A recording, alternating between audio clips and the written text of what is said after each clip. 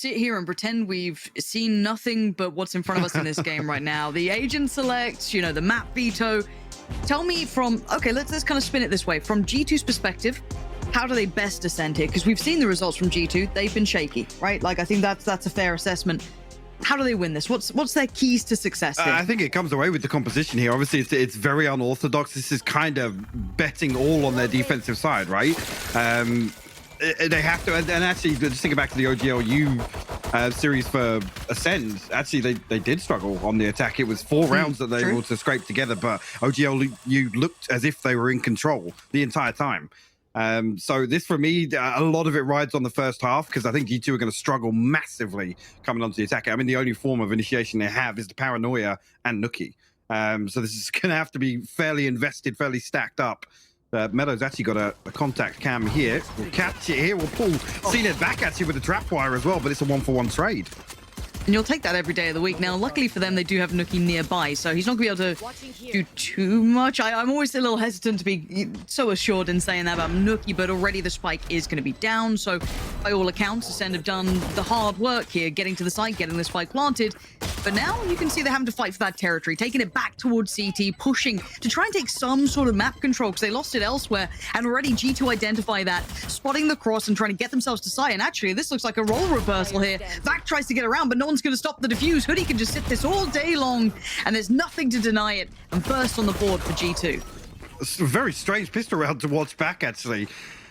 But yeah, somehow they try to plant for heaven. They try and play that aggressively, take through from screens control, but they don't actually win out there. Mixwell landed a key headshot there with the headhunter just to stop that from happening. But also a strange wall placed, and that's Acend's wall. So a gap allowed for that angle to play onto the spike there, but very, very strange.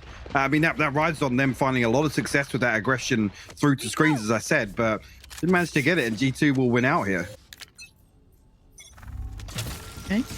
Said this first half, so much of it is going to be pivotal for either side, whichever we want to cut this, right? It kind of works on both sides. If you're a fan of Acend or a fan of G2, a lot rests on this. You can see the map veto, and CNED can see a boombot on his forehead. And it insta-pops as well. There's no chance for even dealing with that. CNED will catch the heal regardless, but there's some information given across the wall, still not dealt with, so another 15 seconds or so left on that. Well, Acend are just going to try and catch a bit of timing behind it, but G2 haven't rotated away from it. Obviously, after the boombots found contact, don't expect them to. Wow, my eyes are down. Mellow spy cam dealt with once again. Acend have to re-explore here at the 50-second mark.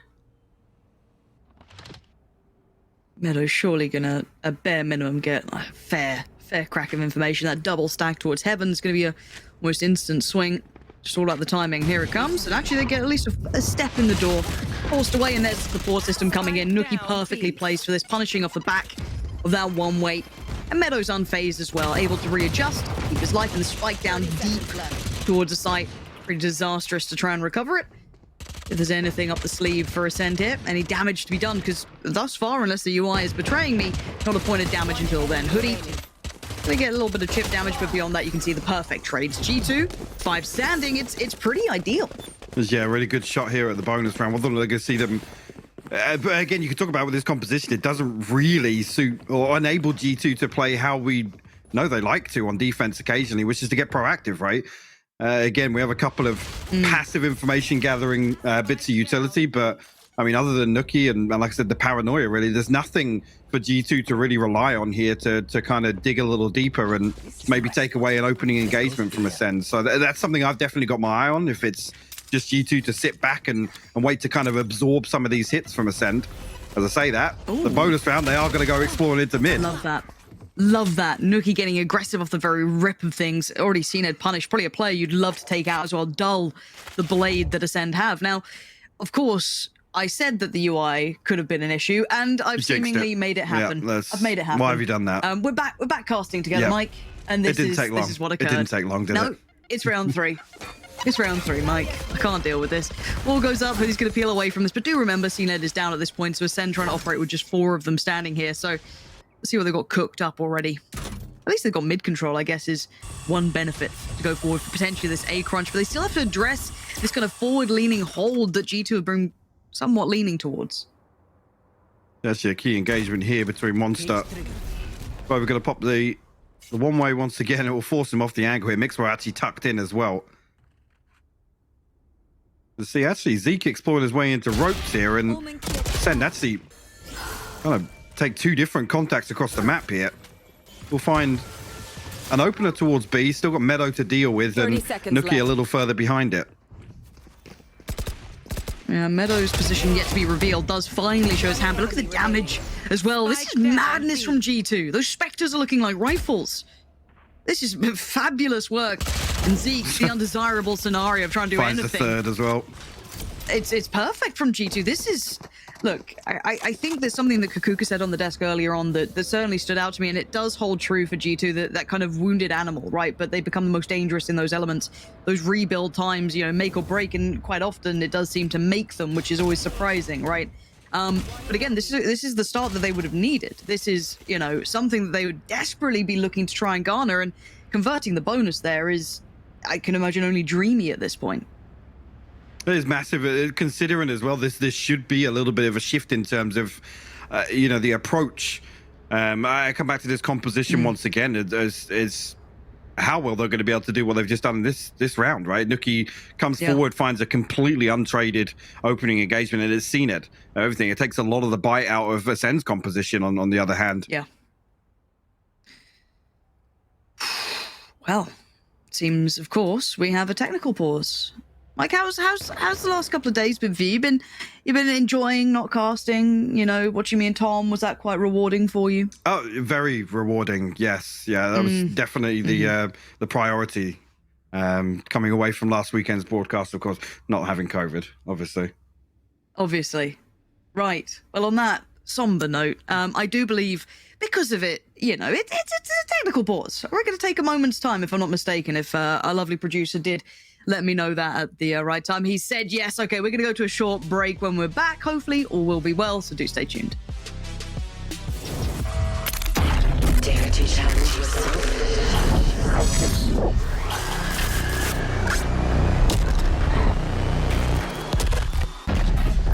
Who's next?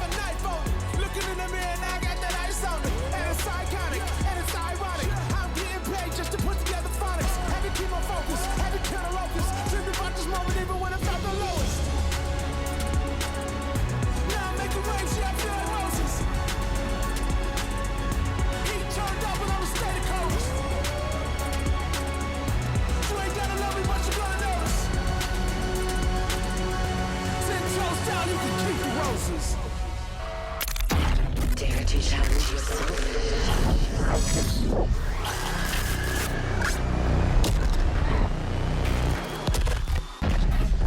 Who's next? Okay, thank you for your patience. Obviously, we were just allowing time for the Twitch chat moderators to catch you up on when Tens will be playing, where he's been, how he is. The pressing issue. So thank you for that. Exactly. Yeah. We wanted to give you adequate time to address that. So thank you very much. But obviously the HUD looks like it's back in Don't say business. that. It had a shut up, dude. Let me be excited, please, man. Please. Ascend's money's a bit poo here. It is. Cheaper, mate. Yeah, in the words of Ryan Central, a little bit poo. Couple of Little bit couple poo. of sheriffs to come into this one. Couple of light armors as well, actually. Ascend actually going to try and counter wall here. There's two members actually ready to greet them. It's the third to come through as well. Only Vac to find one on Tanuki. So no real progress made, but a rifle here. Mixer actually here to pick up the other side of it. Both Lovely. headshots found, and G2 close out another one.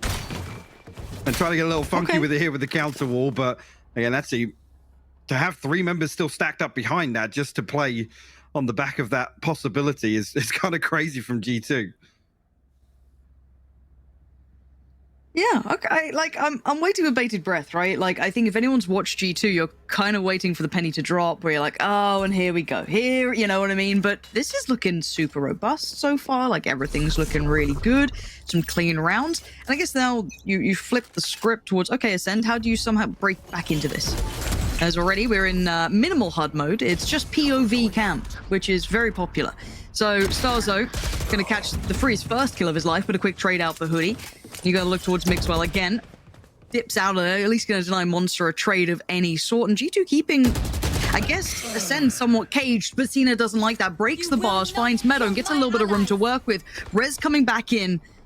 And for now, Heaven's okay. It's somewhat safe, but the timing on this from Abova isolates two trying to push towards Pillar. The swing's good, but the outplay from Vac is fine, as now G2 just down with two. Hoodie coming back through here, found by Zeke. It leaves Mixwell standing in a 1v4. Tour de Force popped, but 72 HP and expecting the swing to come through from Monster there. And finds it. Ascend actually a little bit of a pace change does suit them well after G2 were in the right place to greet that, right? The first two kills, what was it, 2 for 1 actually initially coming through in G2's favor, but Ascend able to stabilize that Heaven control. I was actually looking back in their previous round, it didn't look as if Ascend were even remotely close to their kind of first cycle of ultimates, but on the back of that round now, looking a lot healthier. I mean, notably looking towards Zeke and Cned's ultimates. Obviously with the res being invested already, but it's interesting as well, Stars are a little bit disconnected from that play. I'm not sure if the paranoia was sent or not, but G2 still caught off guard from his position in sewers. And now my eyes turn towards Mixwell as well. Operator out. Player that I want to see really finding comfort on that chamber. Let's see how that looks. Going forward. Wall still up in mid. Nookie just sending out the boombot. Finds nothing thus far, but it's not like he's going to take his eyes completely away from this, as there is that slow creep up towards middle now. That's Zeke. I think it was accidental step there, but gives away a little bit of information that then on the back of that do have to deal with the wall. Cena actually swings through. That's going to trigger the showstopper. Does he manage to get away from this though? He sends it a little bit more damage, but somehow Cned's still standing. And Mixwell delivering. That's perfect. Finding Zeke gives away a little bit of the idea as to what's going on. Zeke still cast a headshot there. Mixwell's down to 10 HP. Jeez, I guess so, but that's all he needs.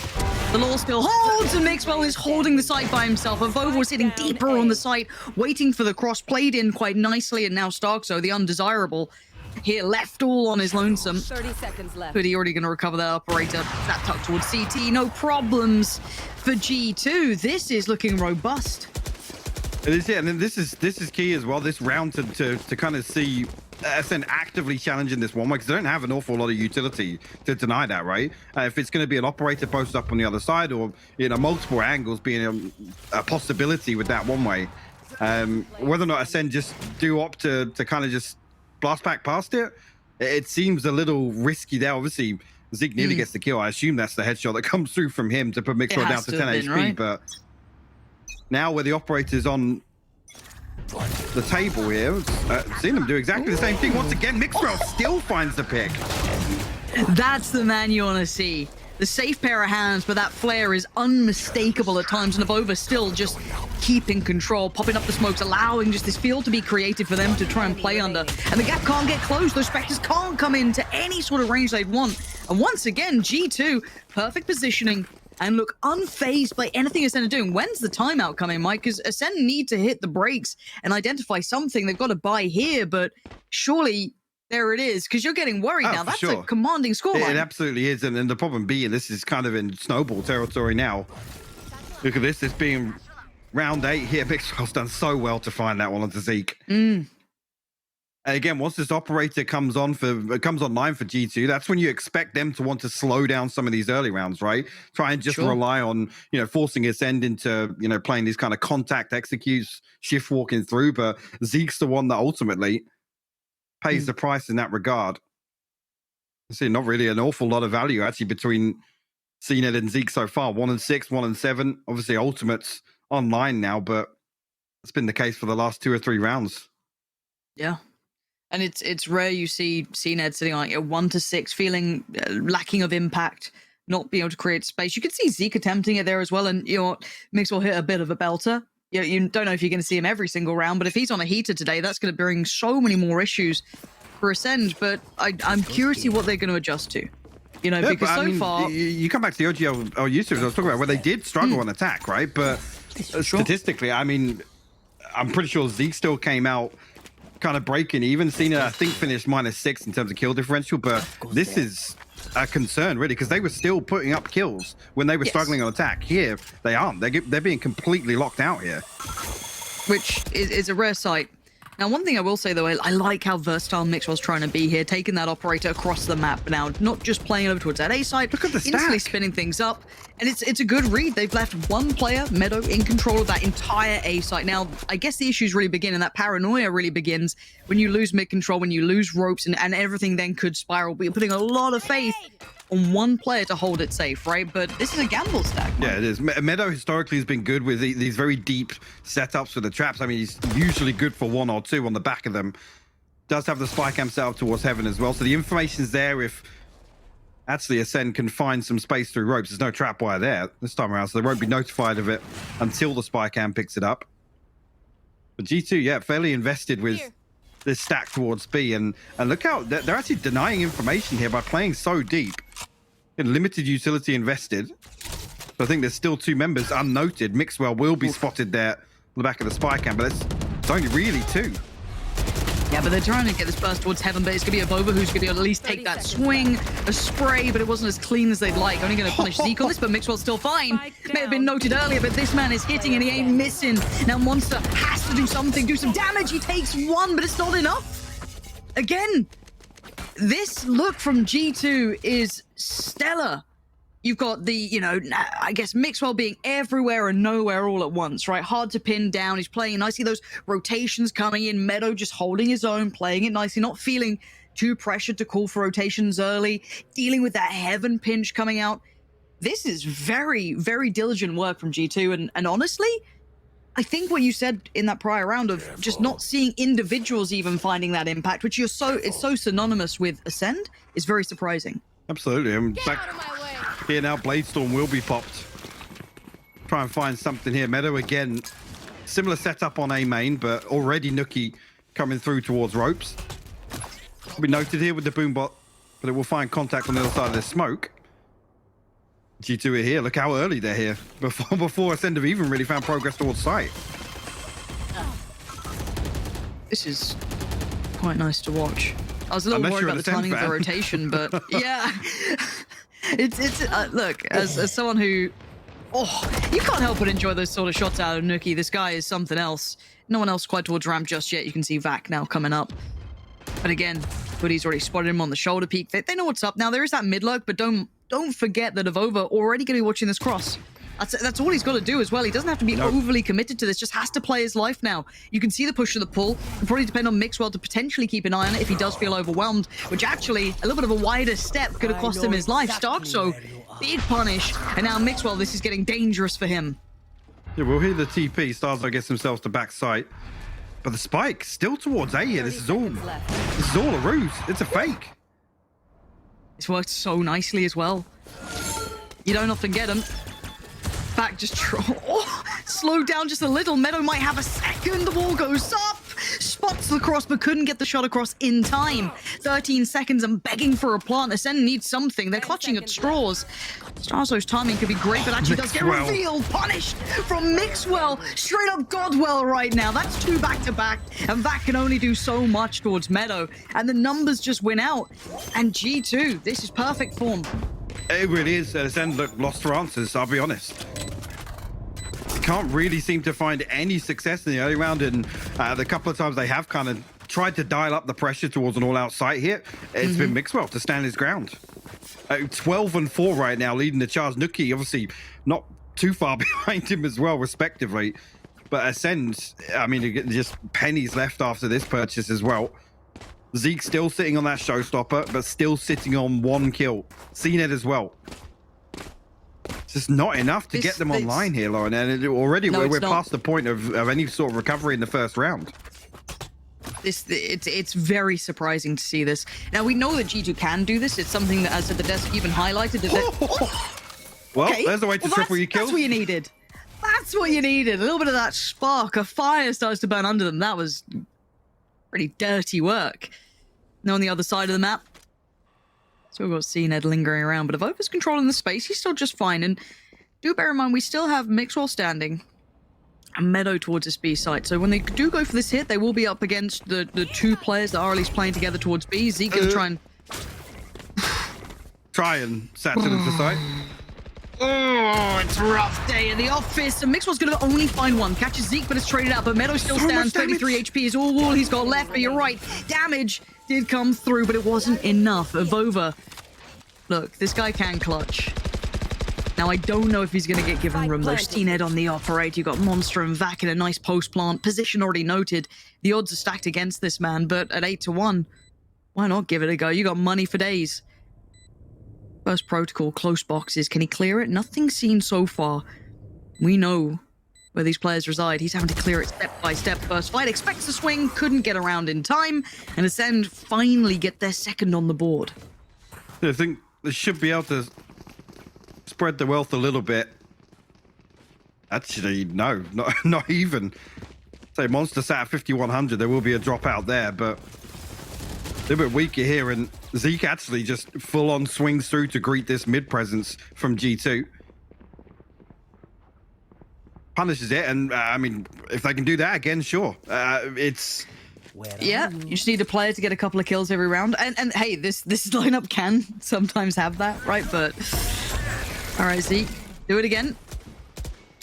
But look at it. I mean, G2 have only ever challenged ramp a couple of times, and the paranoia sent through, so similar to what I was saying with the composition at the start, right? The only real initiation tool they have is that paranoia. Everything else relies off just finding these opening engagements. If G2 can continue to play this deep, like I said, they're just denying. They're not even giving Ascend the chance in most of these rounds to find these opening engagements. That was the first almost overextend, and that was it. And it doesn't even get picked up on. No trade for it either. There's nothing much to this. And you're right, look how deep they are holding on this. Mixwell already adjusting over towards that A side of things, but it does look as though the pinch is coming through towards Heaven. And Hoodie, it's still good for 2. Still good for 2 on this, and Mixwell is there in the blink of an eye. Takes 2 more with him, and leaves only 2 standing for Ascend. And they already know where Monster is. Maybe not to the exact pixel, but they're found in the end, and Mixwell outdoes CNED. This man is everywhere at once. You cannot get out of his vision. As well, the Tour de Force kill just makes it so difficult to get out of that as well. The res comes through, it's punished immediately. Like I said, the opening engagement there, Hoodie finds himself in a 1v3. That's a triple swing through Mayo and still finds 2 kills before falling. Very impressive. Again, that's what it relies on from Ascend. It's just dry swinging. Other than the boom bot, the paranoia, once they're burnt up, it literally just relies on stacking up player numbers, and those engagements haven't gone Ascend's way at all. A reminder, this is Ascend's choice. Icebox on the horizon. Now, there is a judge in this smoke. CNED gonna use his to try and clear through, but that just seems like a death trap waiting, and a rifle to be switched out to if needed. Money not really a problem for G2 in that regard. Oh, it's Oh, so good. no. It's so good.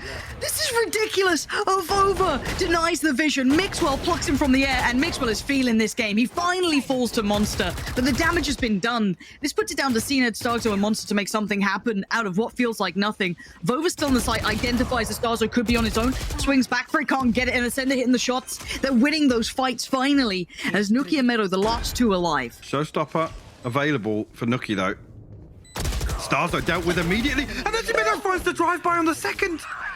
Get out of it. Now you need some of that Acend magic. You know he's in danger. Nuki can just clear this if he wants to. Doesn't need it. Meadow is there. What the hell is going on? What a commanding half from G2.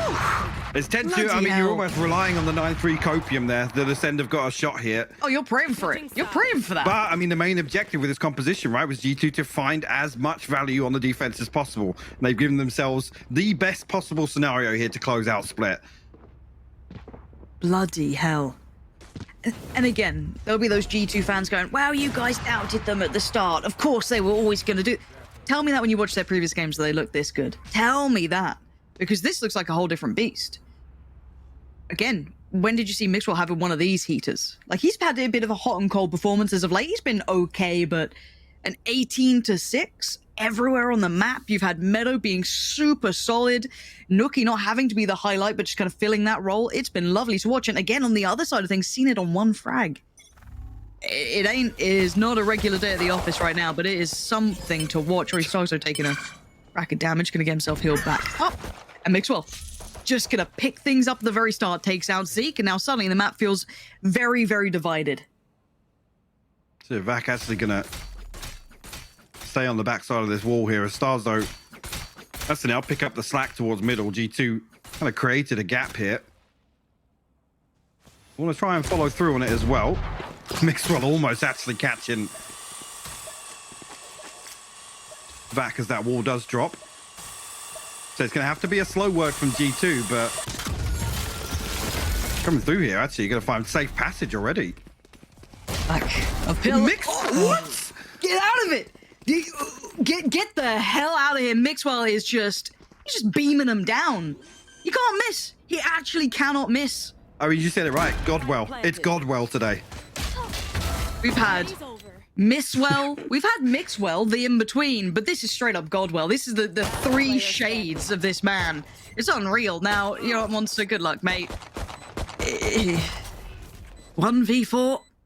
Not heard this one before, Mike. Not been a story I've heard of, and Mixwell's just on it. He's absolutely on it. And that, I feel like, is almost the nail in the coffin here for Acend. I mean, now at the crossroads, do they force in here? It looks as if they're considering it. To try and fight back in. Actually, Mixwell looks as if he's going to throw a Phantom in the mix as well. He finds both of them. That's... I mean, It's the second that kills me. There's like 3 or 4 of G2 stacked up there, and it's still just the second they swing. 22 and 6 now, Lauren. He's Yes. having a day. He's having a game, isn't he? We'll see if it continues. I love the idea of Mixwell being activated, finding that little bit of comfort in the role and in the roster after the shuffles and just rolling it back, right? Like, this guy, when he hits that prime form, it's beautiful to watch. Same with Nuki, same with a lot of the players on G2. That's why this roster is always so hard to pin down, because their highs can be untouchable, but then sometimes you can see those cracks. But right now, we see nothing but that golden sunshine that they can bring. Starzo's again. lucky to be alive. Yeah. He's a lucky boy. Takes a load of damage on B main. Has to take the heal. Well, G2 look to follow through on that damage. Yeah, with the weaponry here. Even Starzo holding on to the Sheriff here. It's going to be difficult. Vac has to play close up with that Stinger. Give himself the best opportunity. And Hoodie actually finds Starzo through the smoke. I mean, G2, they can do no wrong so far on Split. They're finding so many engagements. Just go their way. They ultimately shouldn't. Okay, Yeah. Other than that, Zeke finding a wallbang with the Stinger. I I think he was pretty low on the cross. I think he was I didn't jumping even think across. that thing could shoot through anything, to be honest. 30 seconds left. I don't... Yeah. Now, at 11-2, though, I think you're right. Everything they seem to touch turns to gold. And Steenhead not having the best of days. down Monster's A. still alive, though. Gonna buy time and Or some pain on this cross. They actually might be starting to become a little bit impossible. Mixwell only good for one this time. Can't trade effectively, and hey, converting a bonus, or well, a force at this point, would be a necessity for Acend, and they actually manage it. Zeke with the stinger. Gonna find 3. This is how they... Oh, he didn't even pick up the Phantom. There was a Phantom down. What? He swapped out to another SMG. Good. And what else is good, Mike? Technical pause. That's great. It's great. Feel that momentum building? Yep, Nah, nope. It's gone. It's gone. Not allowed. There was a little bit of an alarm of fun was being had. We got to slow that down. Not allowed here in Emea. Well, already you come into round 3. Mixwell with what's happened in the He's first almost couple. there. Yeah, 1 away from the Tour de Force. So potential here for G2 even to swing back in after losing that force purchase from Acend.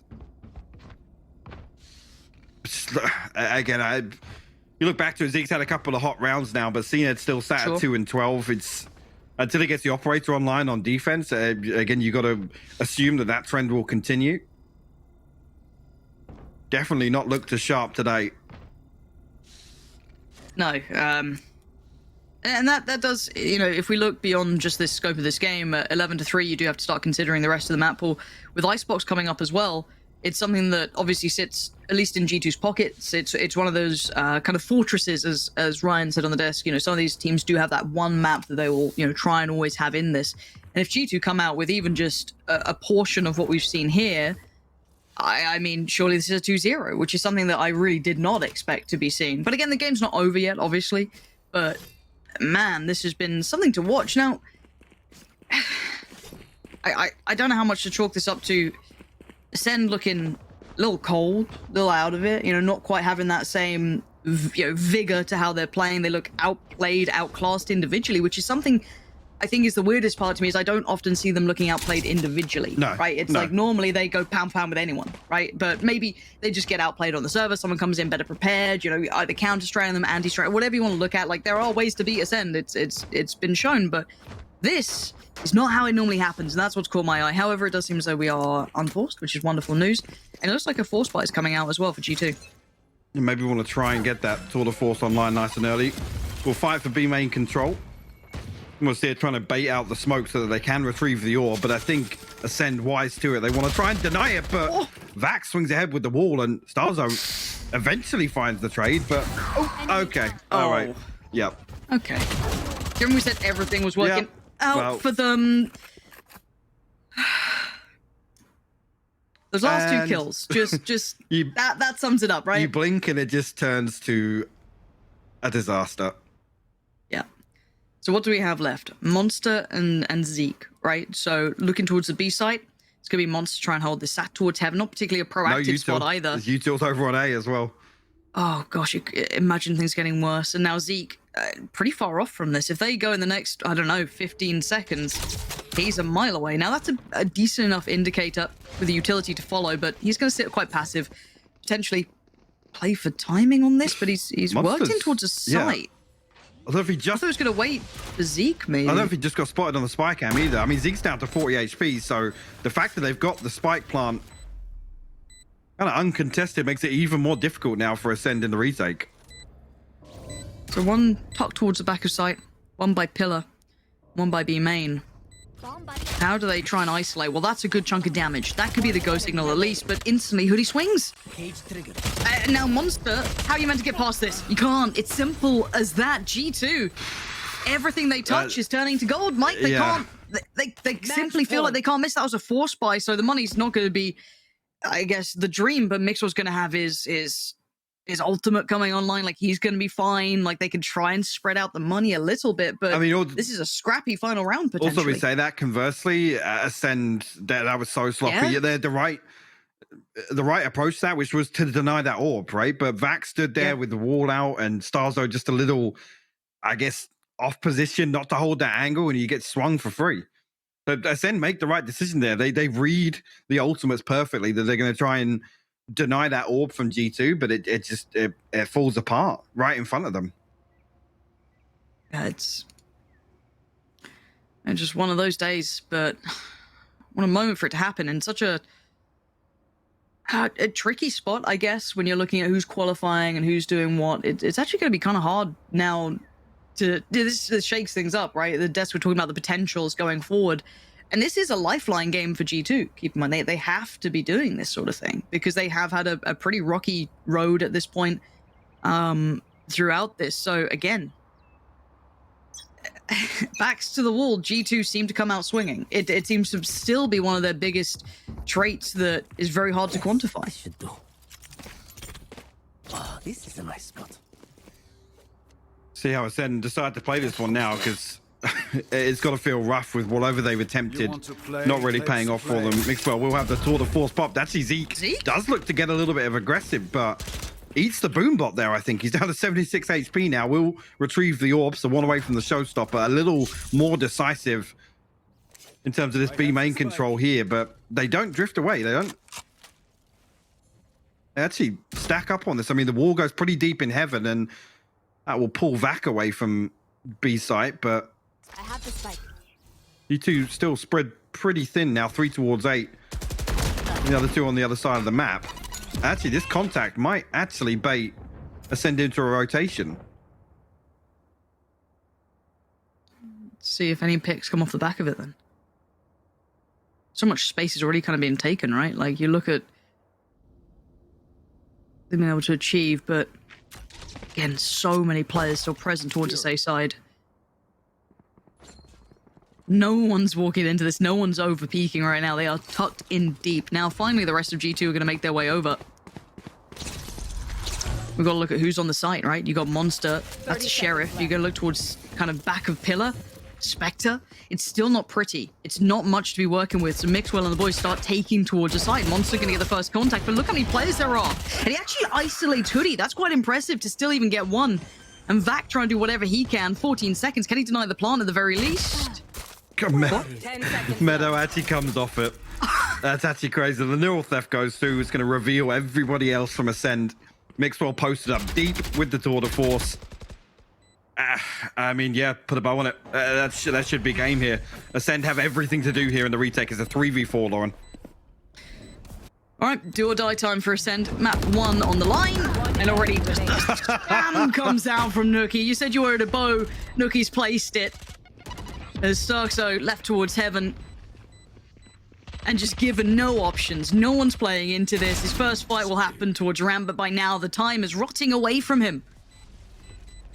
And once again, another challenger. It's Meadow to seal it. And 13-3.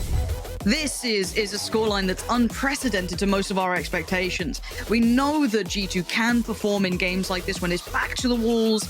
But again, this was to such an extreme, Mike. I feel like this was the best of G2 here. Absolutely. I mean, Acend looked completely lost, I got to say on that. Just completely, out of touch with what they needed to achieve in that first half. And like I said, we got to that snowball round. I feel as if it only exacerbated from there. CNED had a very, very slow start. That then continued. Again, no real... I guess tangible attempt to get anything going on the attack either. Didn't even really get a look in. 0 first bloods for him. I mean, that's a picture you don't often see on the scoreboard with CNED there. No. So a little bit concerning. Now we come into Icebox. I say that a little bit concerned to see that on Split. It's really, really off-putting now to come into Icebox where G2 have looked flawless. It's been kind of their bread and butter recently. So yeah, this is one that Acend are going to struggle to shake off. Well, we'll find out how well they do on that break. And speaking of break, we're going to head to one, and when we're back, the desk will talk you through everything they just saw on this map and what else is coming up. Dare to challenge yourself.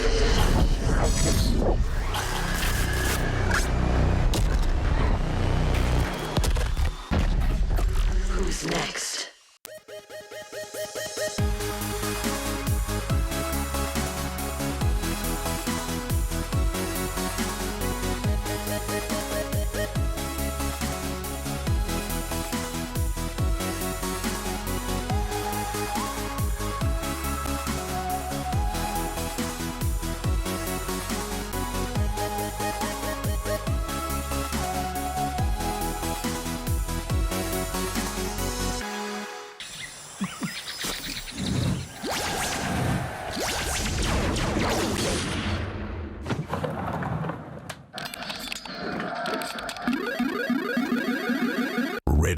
gives you wings. Dare to challenge yourself.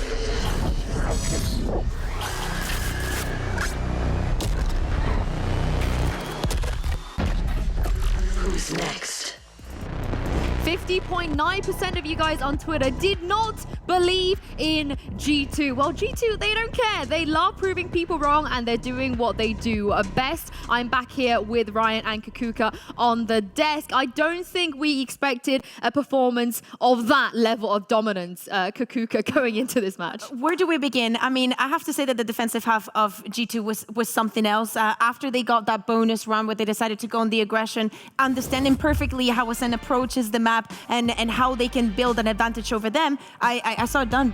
I just saw it done. They just look so good, so comfortable. It was just such a good read as well, because like G2 were playing so much like mid pressure, and then we saw the timeout come in from NBS where like Acend adjusted to have more, and G2 had already prepared for it. It felt that G2 had a read even when there were timeouts coming in from Acend. G2 adjusted to it near enough instantly. This was as definitive as you'd need from G2 to pull himself out of this treacherous situation, and Acend, well, the pressure's now onto them. Yeah, completely. And I have to say that one of the things that we heard from G2 in the past, especially on interviews, was them saying that one of the biggest mistakes that they make is that those individual maybe getting overconfident and stop listening and stop playing as a team. I saw a lot of that fix here. There was maybe 1 or 2 kills that didn't end up in a trade for G2, and also the fact that you played Chamber against a composition that has no initiator gives you so much freedom, and Mixwell proved it in every single round. Yeah, that was definitely a bit of a Godwell diff there. Yep.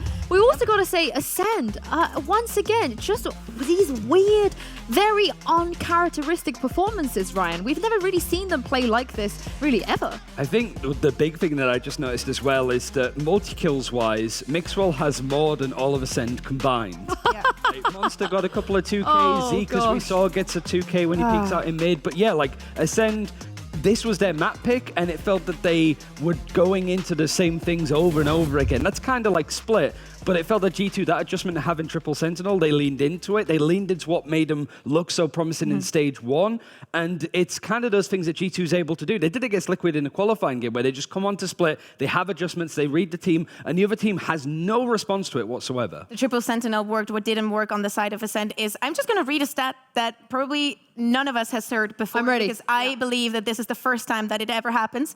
I'm talking about a player. He's playing Jett. He was the only Jett in the server. He had 55 ACS, 2 kills, 46 ADR.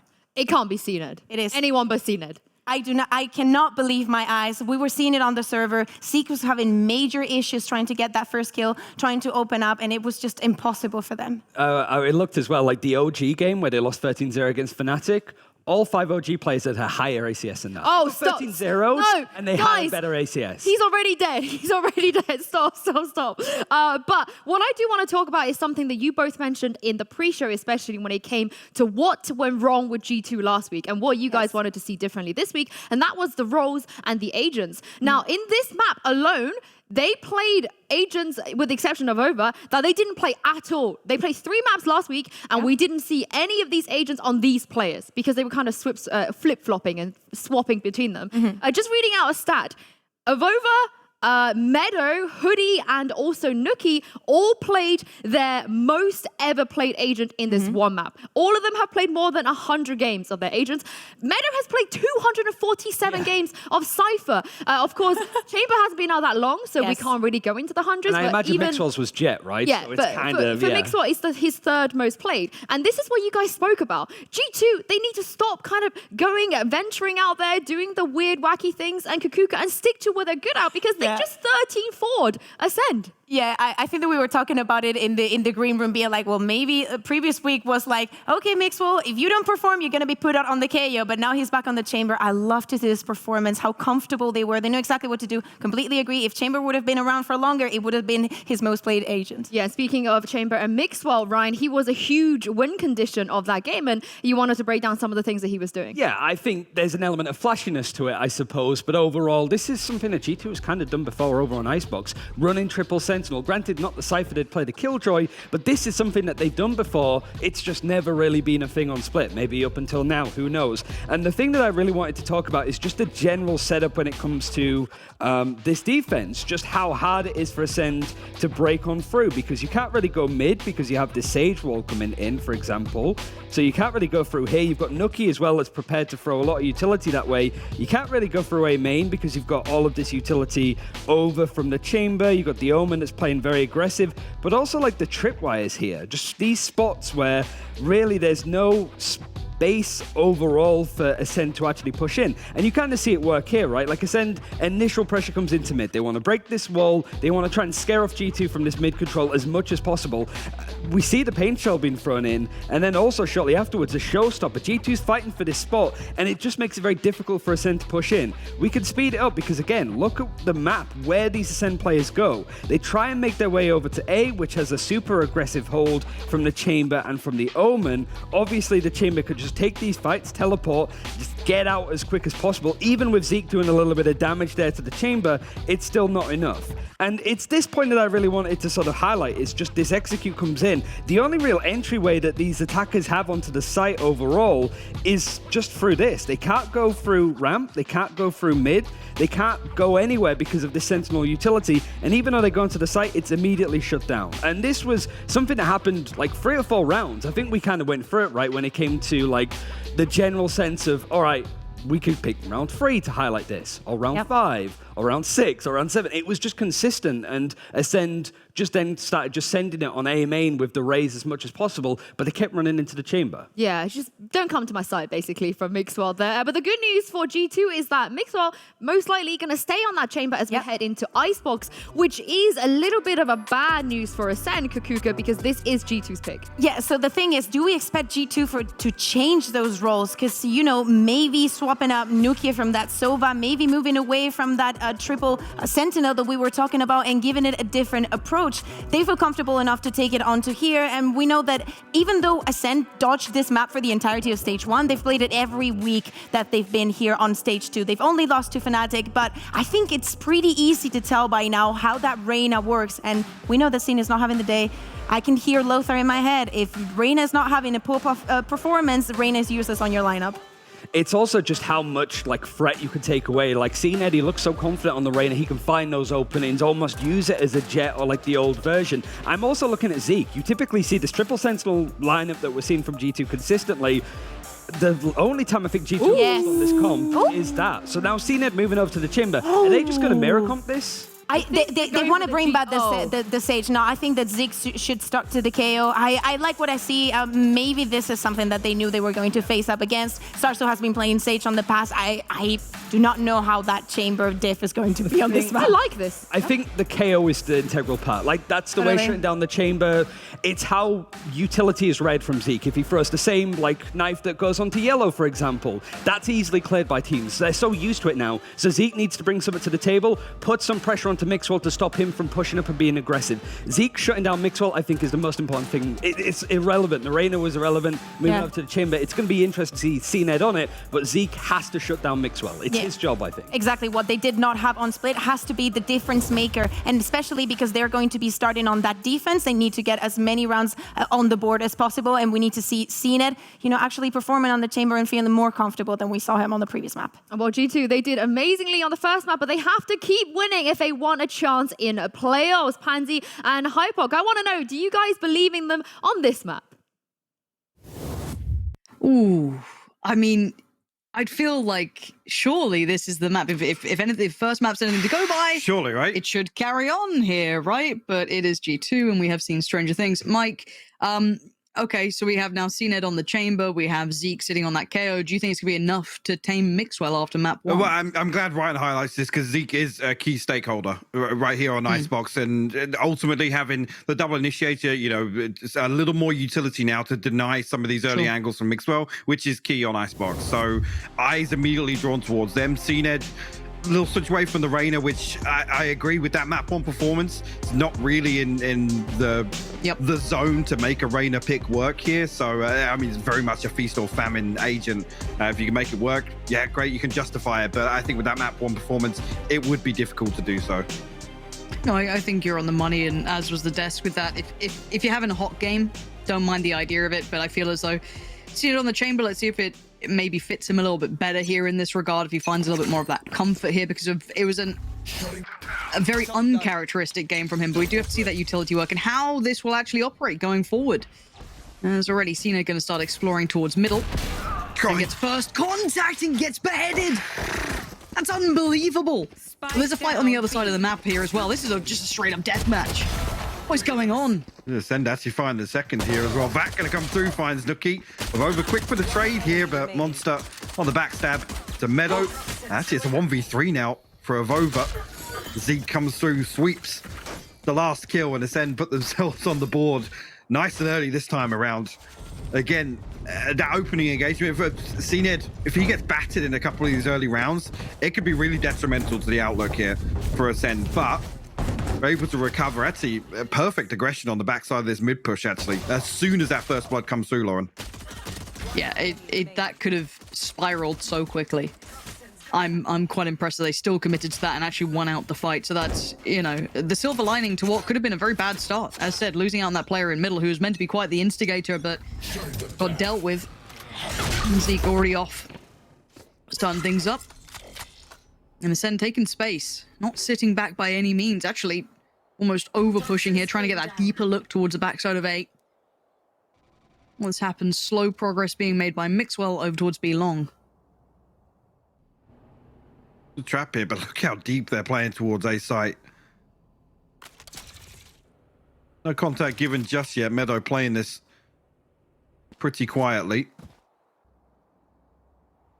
Sound Q will be given away to Starzo in mid, actually. He's going to post up on that now as they do make a little bit further progress here. Meadow, knife out, might not be expecting this, and he does get punished for it. Zeke will find that kill. To be fair to G2, I'm not expecting masses from this round, considering that they're coming in with classics and I can only see the upgrade on Hoodie at the moment. So outside of that, this should be comfortable work, and that's about all she wrote. So again, Spike Plant not too bad, I guess, in that aspect, that you even got something out of this. But that's about it. 2 on the board for Acend now. Good start. And you're going to see those ults coming through pretty quick. Monster not far from his at all. That's a real early progress on the back of actually the... Not sure if the orb was retrieved in the pistol or not, but... One away from the Viper's Pit. If you can get that online here for the bonus, it could be massive to lock down a site, enable Acend to actually, you know, play similarly to this round, right? Get a little bit of aggressive and kind of pivot off that map control. Looks if initially it's look as if he's going to go for the orb. 3 players committed towards B site early on here for Acend. Mixwell will be revealed with the KO knife at least. Shock Dart actually missing a trap here. Didn't, yeah. Wonder if that comes back to bite them. And again, the aggression. They're happy to take a fight on this, trying to maybe play in CNED off the back of the contact, but The drone didn't spot CNED. quite. No, and I do wonder if they still check on this. He doesn't get what he wants. Gives away relatively early. Almost no damage achieved. So again, for now, G2 going through the protocols of taking slow B long control, but there is still 3 players on the other side of this. They are actively playing towards this.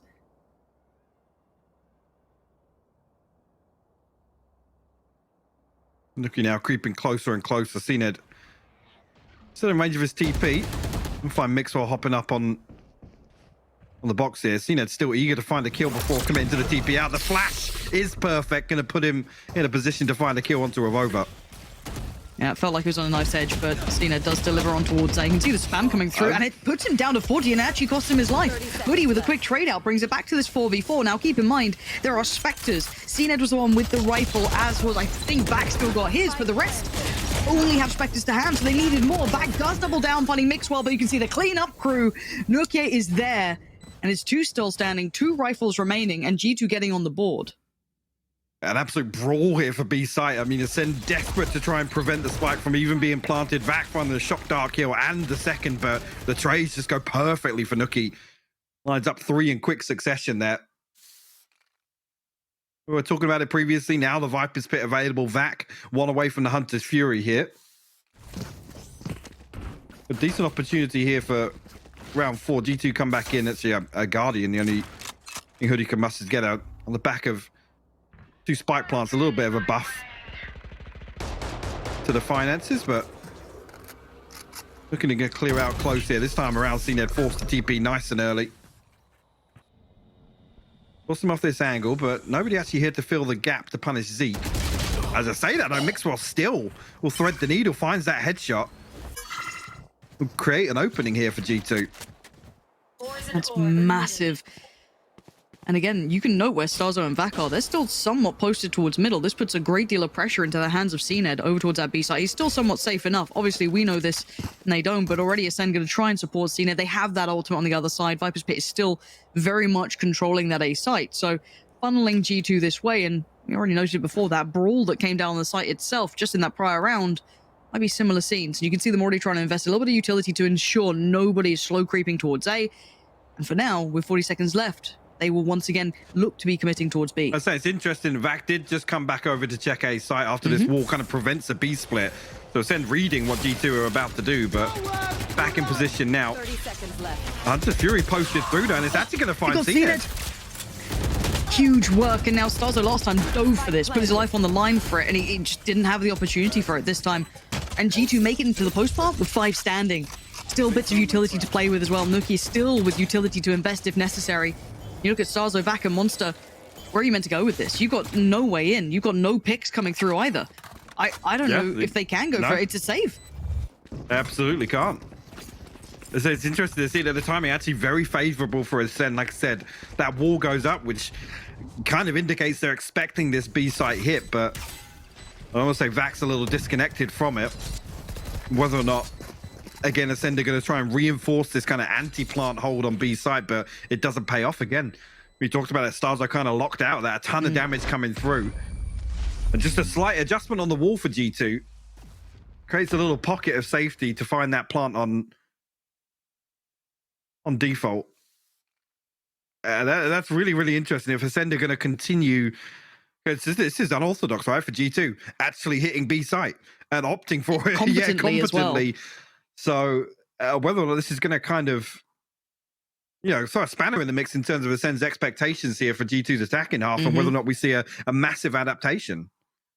I was trying to wait till the full-on gun rounds came in, but it's happened, and G2 were happy to commit to that B take, and they were fighting for that early control. And again, it's kind of the fear of a hit, right? The fact that you know you're playing G2 on this map, you know that A is really well drilled for them, so you have to play a little bit to that. But for now, as I said, G2 showing that they have depth to this now. They've explored beyond just that A piece, and this B take is looking pretty robust. I haven't seen quite the answer yet from Acend, but this could be the chance for Monster. It looks like a dry hit coming out from G2, trying to maybe wait a little bit more, just burst towards the side, but it's not worked well this time. They're going to lose that first player forward, and now finally an advantage for G2, excuse me, for Acend, even if it's for just a moment. It's key that there's Hoodie to fall first as well. Nuki with this lurking mid going to find an opener here. Monster still isolated on site, but he does deal with Mixwell. And Vac finds his own value as well, playing from that top side of sight. Meadow quickly trades it out, but it is a player advantage. And Acend swings, and Acend falls 2v2 now. Bear in mind, it's a Spectre with Zeke. It's not ideal. The spam is good. Monster single-handedly trying to win this round. Dips away to safety for a second.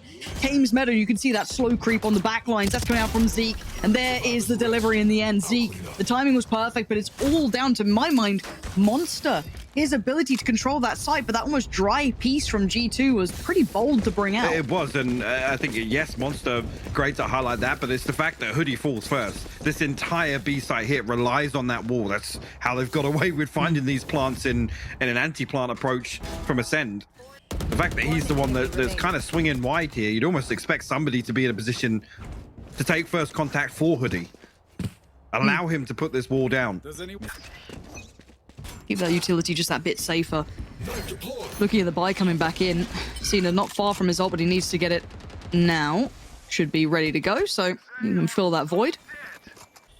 And Vac on the other side with his ult as well. So trying to spread the wealth a little bit, keep that economy as best built as it can be. Mixwell noting where that utility was invested. And that should put the fear of God into Acend now. Monster, though, really well equipped last time to handle this. A little bit of an adjustment, tries to spam through, and you can see that they're trying to actually deeper wall this time. The DRX adjustment. They're going for a very, very deep plant towards Snowman here. Hunter's Fury invested off default. Again, this plant unable to find it, but Acend actually find 2 kills in the mix. Now this is... Oh, the timing of over! Looked that way for a moment's time, but he gets the punish, and just it's all down to Mixwell. A 1v4. This is looking good for Acend. They have the numbers, they have the bodies on the site, and he just simply doesn't have the vision towards it right now. Has to get a punish, and he can't do it. Starkzo's there, and Acend stabilized in a very necessary round. Sure, I love the awareness to switch things up there, knowing the Hunter's Fury is online. Again, expecting Monster to try and, I guess, dip his toes ahead of some of the audio cues there, but he doesn't. And ultimately, I think G2, they have to follow through on that. I was talking about the DRX have done a very similar execution here on Icebox, but it all relies on taking very deep Snowman control. I think actually initially, well, his 2 kills come through as that spike's being planted, so there's almost one body you can write off in terms of Hoodie being committed to that plant, but the timing ultimately is what bails Acend out in that scenario. You want to play? Let's play. Now the buy on the other side, you got to look at it for G2. What a Bulldog for Meadow and the rest. The only real highlight to that is going to be Mixwell. So eyes towards him and what he can achieve, and actually seen it going walkabouts. Did Nookie spot that? He's posted up now. I think No, maybe not. It looked so right that he was looking this way on the timing, but maybe not. Nookie just reading the potential of this and just maybe allowing Mixwell to try and work, give him some time. Cena's going to be close enough to hear these steps, though, but look at where the spike is. And the cross back as soon as, Hoodie crosses back to maybe get the spike, there's the contact. Now, Cena wasn't able to punish on this, which is relatively surprising. I thought he could have punished that and it would potentially cost him that spike being recovered in a timely manner, but it wasn't the case. Now, Meta in the meantime has been working towards the A site, gets contact towards Zeke, doesn't win the fight. No one there to trade by any means. That was just a solo push at this point. Oh, Vac next in line. He's holding this mid-cross. As Mixwell checked the lower angle, though, he's going to tuck up right under tube. 30 Vac seconds left. playing this one right. Patience will be the virtue, won't it? Starzo on the other side, trying to find the timing. Doesn't need it. It's Cena to find a Vova. Starzo, though, looking back towards the site. It's a little rusty on moments, but it should be enough to get him across the finish line here with 13 seconds left. If you're just looking to do damage, Mixwell not really afforded many opportunities as Nookie is doing some damage. Now, he's actually got the spike to hand, and I don't know if he can actually get a plant out of this. He's tried it. He gave it a damn good go, but Vac puts his life on the line for it, and Mixwell can't convert it. So Acend carry on forward. Yes, losing 3 players, but at this point, you'll take the rounds on the board after map 1. Absolutely, and a 3-round deficit for G2 to work their way back into. But now getting G2 and their ultimates online. Nookie one away from the Hunter's Fury. Obviously, the Tour de Force being burnt up in the previous, but a couple of key ultimates here, and ultimates that enable G2 to now resort back towards A site. They have the lockdown to clear through. The Zeke burning up his ultimate as well means that can't really deny any of this space being taken on the back of the lockdown. Of over having that Viper's Pit. Lots of damage done here, but again, at this point, Acend ultimately have the advantage in terms of the finances. If Mixwell finds that kill actually onto Vac, there is a reality where they're able to recover that round. Like you said, Vac just desperate to come through and deny that. Acend actually, on their side, the ultimate's struggling a little bit. No Hunter's Fury, so whether or not Zeke's able to deny the lockdown with his fragment, even maybe the shock darts of Vac, but yeah, I think actually a couple of previous rounds you see towards B where he's actually investing his shock darts to remove the nano swarm and some of that post-plant strength on the back of Meadow's utility. Haven't seen him invest in them too much in the early round. Yeah, and for me now, it also becomes that mental game of, okay, well, when does G2 just start hitting that A-side take, right? And look at this. CNED, eyes from the sky, but does Meadow swing it? How long does he hold this for? That's such a disgusting angle. It's filthy. Yeah. It's out of the list of everything to clear. Did Meadow just spot him with that shoulder peek? Did he shoulder peek? What seen it feels as though he's been potentially seen, so backs away from it. Again, this is that mental game of trying to work out what the plan is from G2 after this timeout, because traditionally you'd imagine they'd fall back to that A take, right, going back to what they know, but it seems like a little bit of a delayed hit coming through back towards B. But what have they identified? What can they work around now? And Mixwell's got the operator out, but again, we've seen Monster pretty much holding the line pretty comfortably now. The rotations have been good coming in. It looks like the KJ out's going to come through, so maybe this is the difference they were looking for, just that capability to clear sight. And still have space to play towards Snowman, but let's see. We'll find the plant. Got the setup here. Viper's Fit rings through Bloody as well. hell. Everything thrown into this round from G2. Desperate to get a third on the board. Let's see what Acend can do here. A full 5v5 in the post plant. Cena going to open things up first, though. Yeah, nasty shot towards Mixwell. Hoodie going to pick up the mantle. Doesn't even see him. Does not even see him. No shot. This Monster wants to try and close in. Slow down. Another Hoodie. blind He's kill. just not seeing targets. He's gone for a cheeky res. And back threads the needle. Gets two, but it's the last three. How are you going to clear them? You even got that kind of reposition deeper in middle coming out as well from Nookie. It just ain't happening. I mean, okay, Hoodie, replicate that a couple of times, and I guess you'll close the scoreline in, but bloody hell, that was ridiculous. Wow. I mean, the first coming through, the blind op shot lands, and then finds the second, which is, it almost feels like a one-tap headshot. Yeah. That's unreal. But G2 throw everything they had into that. I mean, look at the There's a byproduct. kitchen sink flying past there, Mike. Absolutely. It's a little bit of work to do to catch up in terms of this next ultimate cycle, but need to at least keep the scoreline close. Brings it back to a 2-round difference here. Ooh. Okay, so they've cleared Meadow's turret this time. I do want to see if they're like what the adjustments are here, because you saw that Cena tried to have that fight early on again, identified that that's where we've seen early presence from Meadow. I like seeing this like attempt at kind of finding out what the plan is, where they're playing, and that's a dangerous little cross to go on there, Starkzo. Acend are almost anticipating G2 to resort back to this A-side hit, right? But it's always a slow burn. So this early progress kind of being nullified. Mixed up. Okay. Now we're just finding blind kills now through the walls. Look where that death marker is. NPC, Literally. it's ridiculous. I mean, look, Mixwell couldn't miss before. That time, finally hits. Now he can see a player. It goes wrong. Yeah. All right. That was a That's how it works. disadvantage. There it is. You got to just completely put utility in the way, and he'll absolutely thrive. Now, life plant denied for this blow, and actually Hoodie punished so much trying to peel away from that just for a second of safety. But can they clear the site? No. Back still finds Nookie. The trade's there for Hoodie, but again, look at Hoodie's HP. He can't really back out of this. Zeke with the punish, but the trade comes out. Huge trade. Puts it into a 1v2 now. CNED slowly creeping towards the site. 15 seconds to try and keep this in control. Spike finally back in hand. He has to try and contest this. If it gets into the post plant, surely he's cooked. And he tries, but he fails. It's Meadow waiting and watching. And the gap on that scoreline is closing in now. G2 finding a little bit of stability. I mean, by hook or by crook, Mike, it doesn't feel like these rounds are repeatable. You know, that mad investment of the ultimate. Shots coming in through walls, barely able to see, but it's working. Absolutely is. And this is one that could define the rest of this half, to be honest. Look at Ascend's finances now. Yes, they have the ability to get a couple of ultimates online. Tour de Force, Res, and the Null Command all one away. Hunter's Fury already available for Acend. Gonna try and deny this 4P on 8. Nobody actually going for it here, but G2 stack up now.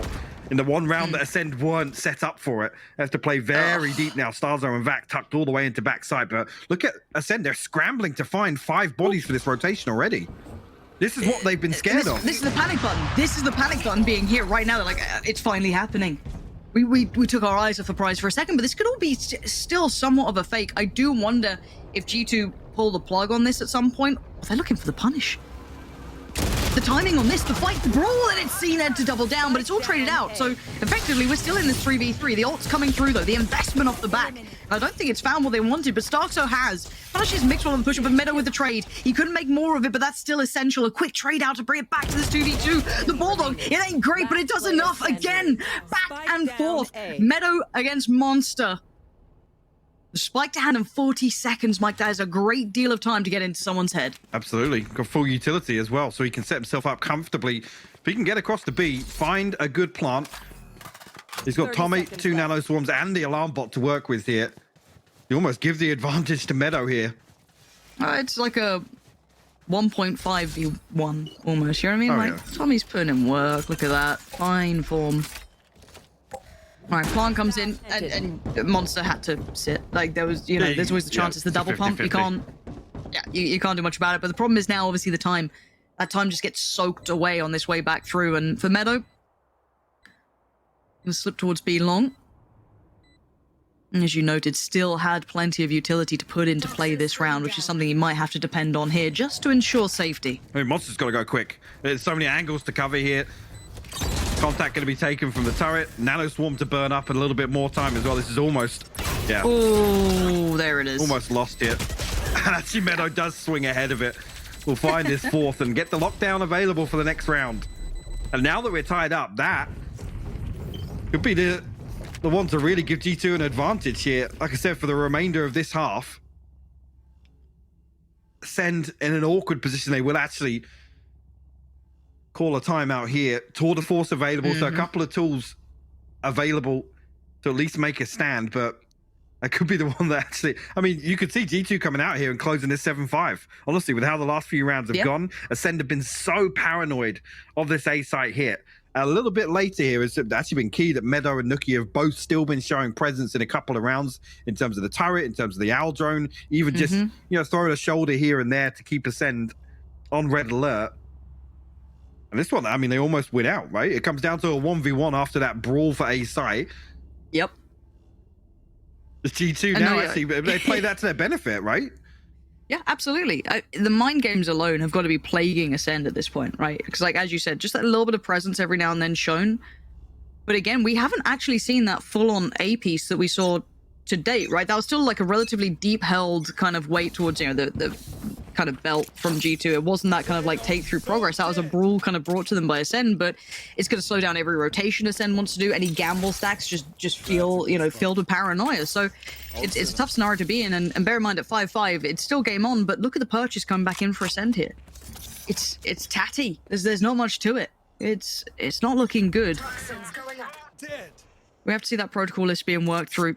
As seen, it will at least have the tour de force to lean upon. And that's relatively vital to this. They can maybe allow him a lot more presence towards B long. He has to hold this down. Maybe allow a little bit more exploration through middle to Starkso. But again, Evova's in spawn. Starkso swinging this. Oh, he actually wants to try and find the kill. He's going to find It's it. worked. It's worked. Okay, there's the trade. Thank you, Mixwell, for keeping everything in the realm of reality. But look at the other side of things. Acend are just getting a little fruity with things. They're just trying stuff out because they kind of need to. And the lockdown. Oh, Hoodie! You have no right for that. And Hoodie being punished. I don't know what I've just seen, Mike. I don't want to see it again, that's for sure. Actually, complete the recon bolt going to tag Meadow ahead of this, but this late flank. mid-lurk. CNED completely unaware of the second angle presented itself. Vac now with a judge in hand, still finds one. Meadow good for the trade, but damn, Acend nearly made that work. They gave it a damn good go, right? I don't know how Hoodie Last didn't get that round trade. He before just the gets switch. absolutely clapped with the judge on the repeat. After Monster actually pushes into his poison orb to deny the lockdown as well. That's a madness. You can't be feeling good after that. Oh yeah, look I at didn't want to this. see it. Yeah, Ooh. thank you. Yep. Yeah, play it again. Put that one in the post-game highlights. 5-6. It's heating up, man. This game's starting to come alive a little bit here. Now, G2, I'd say are poised to take this towards 7. Unless Acend have a moment now. Looking at Acend, though, they have more ultimates to work with. They've got bits and pieces left over this round after having almost nothing in the prior. Viper's Pit going to go up towards A, but you're right. Look at them just sowing the seeds of potential paranoia with Nuki just showing a little bit of presence. Still having to invest utility to clear through A. You still got that lean from, I think it's Vac who kind of came over to try and clear through it. So again, I like what G2 are trying to do. They're toying with the idea of showing a little, but again, the counter to that is, you look at CNED just holding space. If he's just going to try and keep playing actively towards B long, that's a whole chunk of the map that no one's cleared yet. This time around, Back and Stars, though, don't have the wall to rely on here, and there's no trap in kitchen either. So once that wall goes down, it's going to pull an extra player towards some sort of commitment to mid. Actually, the timing might be favorable here for G2. Don't actually take an awful lot of damage through the poison orb. That's it. Look how deep they get. Challenging. Is this off the back of just how far maybe Nuki was able to thread through in that prior round with absolutely no contact? And it's a wrap, but they break the wall. So this is a dangerous fight. That's two players towards CT. Starkzo's there. They're fine. And they're trying to pinch towards this A site. And I like the theory, but the execution looking a little fraud until then. Finally punish Hoodie. The spike gets lost. He can't make it work anymore as Mixwell now left in a 1v3. 15 seconds, no spike to hand and no pick to be had. It's brought back all even. I like the idea from G2, but again, depending on that wall to CT, Acend were ready. Yeah, absolutely. And whether or not there's any adjustment you could make there for maybe Evova's utility being invested differently, if that was the plan from the offset, but it seemed a little disjointed in terms of the end product. See now, I mean, drawn up 6-6 with how that half started is still a massive swing back in for G2. It was, well, now we look at the composition from Acend, when obviously this adjustment is what it looks like. And whether or not Mixwell, after that map 1 performance, 6 and 12 here after the attack in half, whether or not he can try and recoup some of his losses here on the defense. But we did talk about Zeke being the key stakeholder here, particularly for Mixwell on the defense. This is where we now look towards Zeke.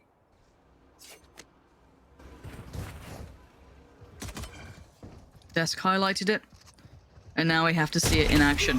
And already, well, Acend just backhands Mixwell. That's the start the Acend fans and players are now dreaming of. The first step in the right direction towards B. Zeke now leading the way as well. Takes a lot of space, deep wall. I like this adjustment towards that B take coming out already. Very early on, and again, the keynote being, I identified it before, look at the snowman control that Acend are able to garner on the back of this adjustment. Oh, it's beautiful on a pistol round as well.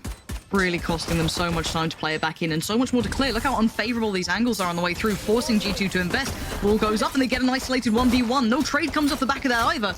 This could be different. This could maybe change things. Acend forced to sit back until just being rotted. He's down to nothing. Look at the state of the HP. Acend 1, Starzo 1, just being melted away, and Evolva oversteps it. But Nuki is there, but timing. He should. I think he's just got it. Just got it, right? He's just got it. Just got it. Just got it. Yeah. Bloody hell. Talk me through that pistol round, because I actually kind of like that, right? There was a couple of different phases to it, right? The wall adjustment, super nice, but then even the retake had a little bit of leg to it too. This was quite a nice little way to play this out, a little bit unique, a little bit different. So, another one where you just see the importance of the Sage wall in the retake, and particularly on the pistol. This adjustment here ultimately relies on them getting snowman control, potentially finding a couple of kills. So G2 actually mitigating one of the big win conditions of that execute. So really well played by them. It still comes down to the wire. I mean, Acend able to burn up so much time ahead of G2 getting back onto site. And whether or not that's G2 kind of formulating a plan on the fly. Looks like Acend once again to try and pressure on towards Mixwell on this B site. No value just yet. And actually, the recon bolt going to reveal, I think, quite a lot of information here. Only pulls one from G2. And the alarm bot in mid, so they can sit pretty deep on this. Evolva not even entertaining the idea of finding an opening angle on towards A site. This is a nice read from Acend if they actually get a little bit of wiggle room. Now Meadow's drifting back over, and I think they were just like, this seems a little overzealous, those wide swings, you know, no commitment off the back of it. Cena's trying to sell something here, but you can already see, actually, they're drifting through towards middle. This could be a decent fight towards the site, but again, it is pistols, but they've pulled the rotations in a really nice manner. And Evova's just going to sit deep. Probably the right choice. They're going to try and at least cause problems for the spike plant, which, just a little. Yeah. Just a few issues there.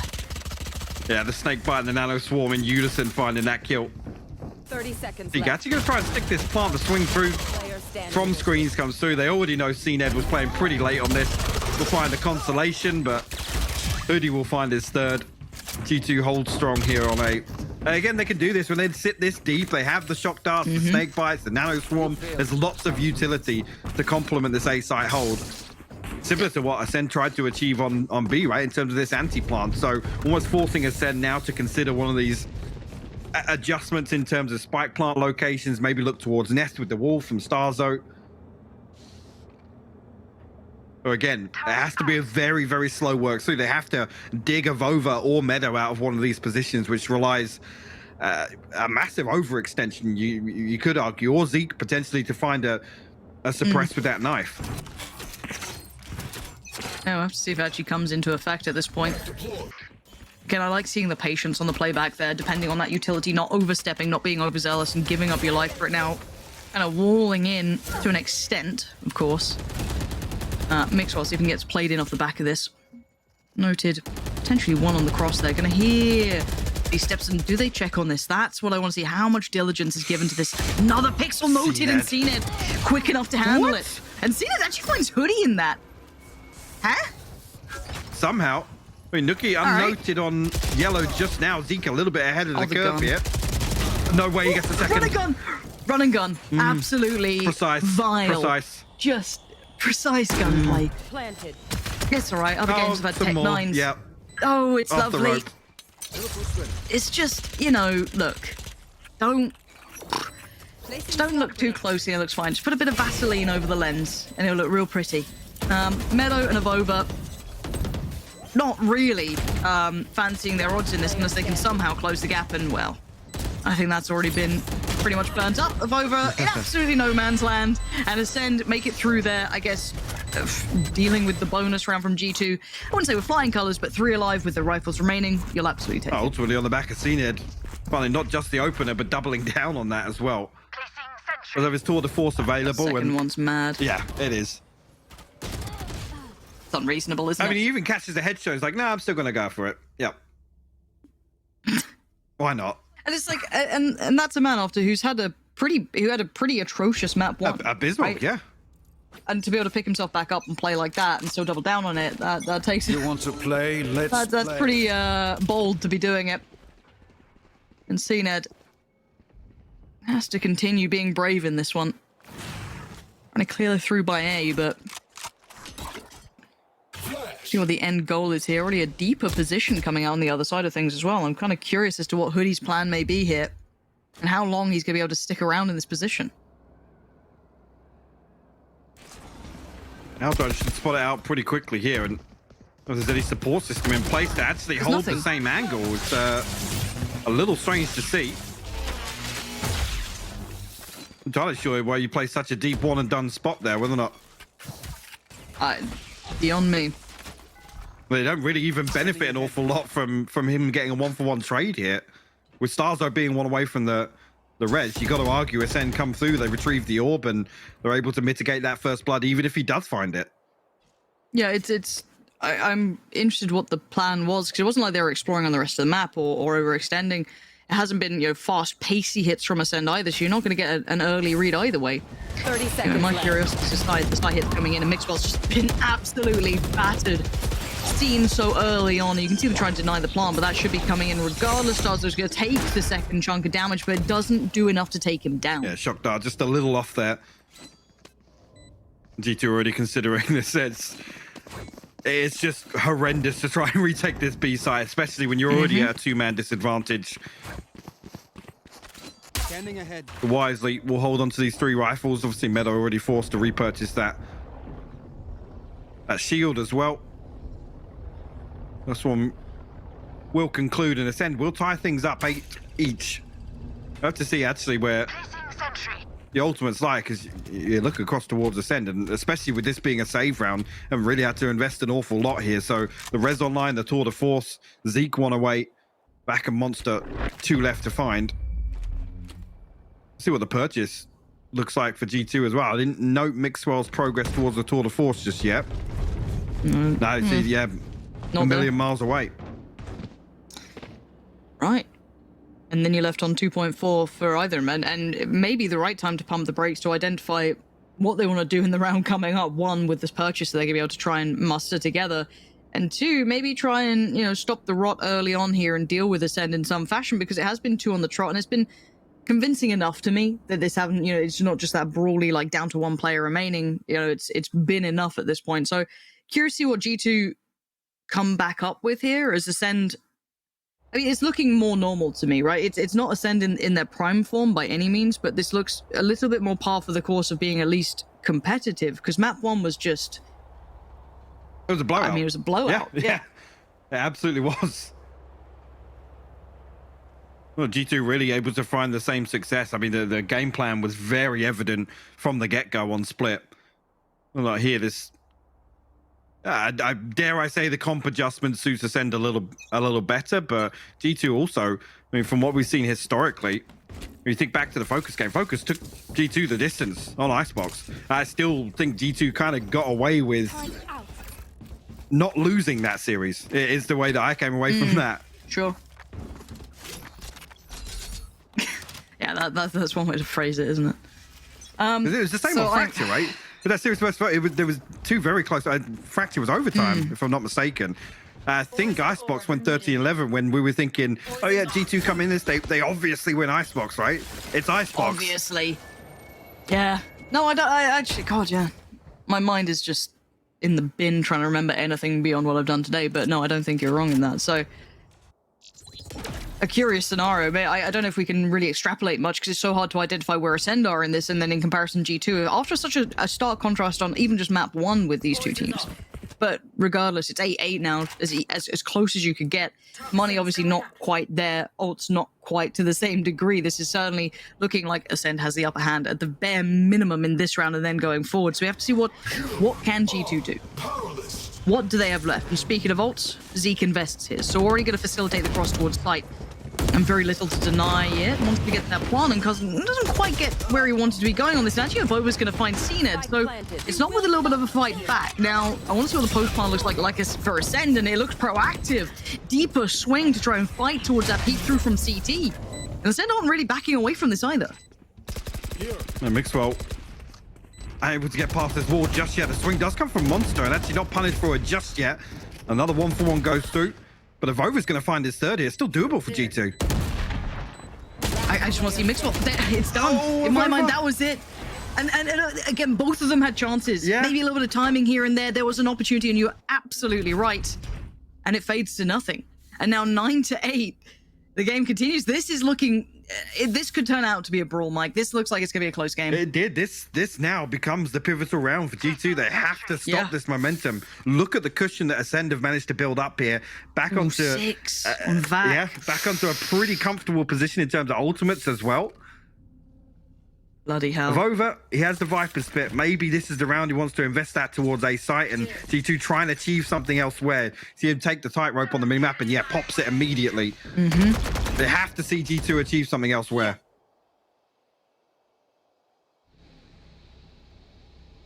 Looking at Acend trying to explore. First time really eyeing up towards middle, up and over we go. Oh, this is 3 weird. players, actually. This is not out of the normal textbook that we've been reading, and Mixwell's seen it. He's seen all of this. Doesn't want to overextend or overpeak and get punished on this. He's in a great position to do work, and he's capitalized on that so well. Monster goes down, as did Zeke. And that weird triple stack towards the top of Tube. I don't think I've ever seen that. the triple wall onto Tube. It gets absolutely denied here. Hoodie will find favorable timing onto Vac. Just Starzo and CNED left to try and recover this, and CNED with the operator in hand. I don't think, well, I mean, unless he gets to Vac's body here, no chance of him finding a swap out. So has to find a pick here, but Hoodie will spot it. Don't expect him to be peeking anytime soon. No. And no wall here, so that this plant on B side is going to be very difficult.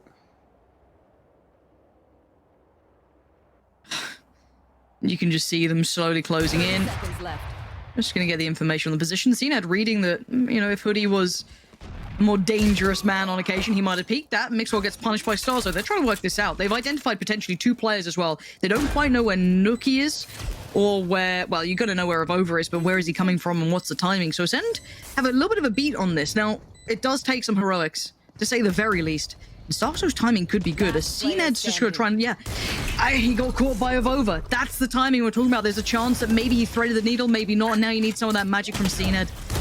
And I just don't think he's got it in him right now. Maybe I could be proven wrong. He gave it a damn good go. I mean, finding Avova, but not quite enough. A ton of damage that will force, actually, I was going to say, whether they consider the res here for the finances. absolutely does draw out. They're not able to really offset this purchase. So actually, I do say that the Tour de Force available. You say that's a huge get out of jail free card. With the Viper's Pit being invested, you almost think, yeah, there's possibility for a Judge or maybe a Spectre being purchased here, but Mixwell's Ultimate will be able to offset this purchase a little bit, and the only one actually going to suffer for it is Hoodie. But look at it. By a thread, man. By a thread. It's barely a dent in Ascend's finances here, and it's 9 apiece now. Yep.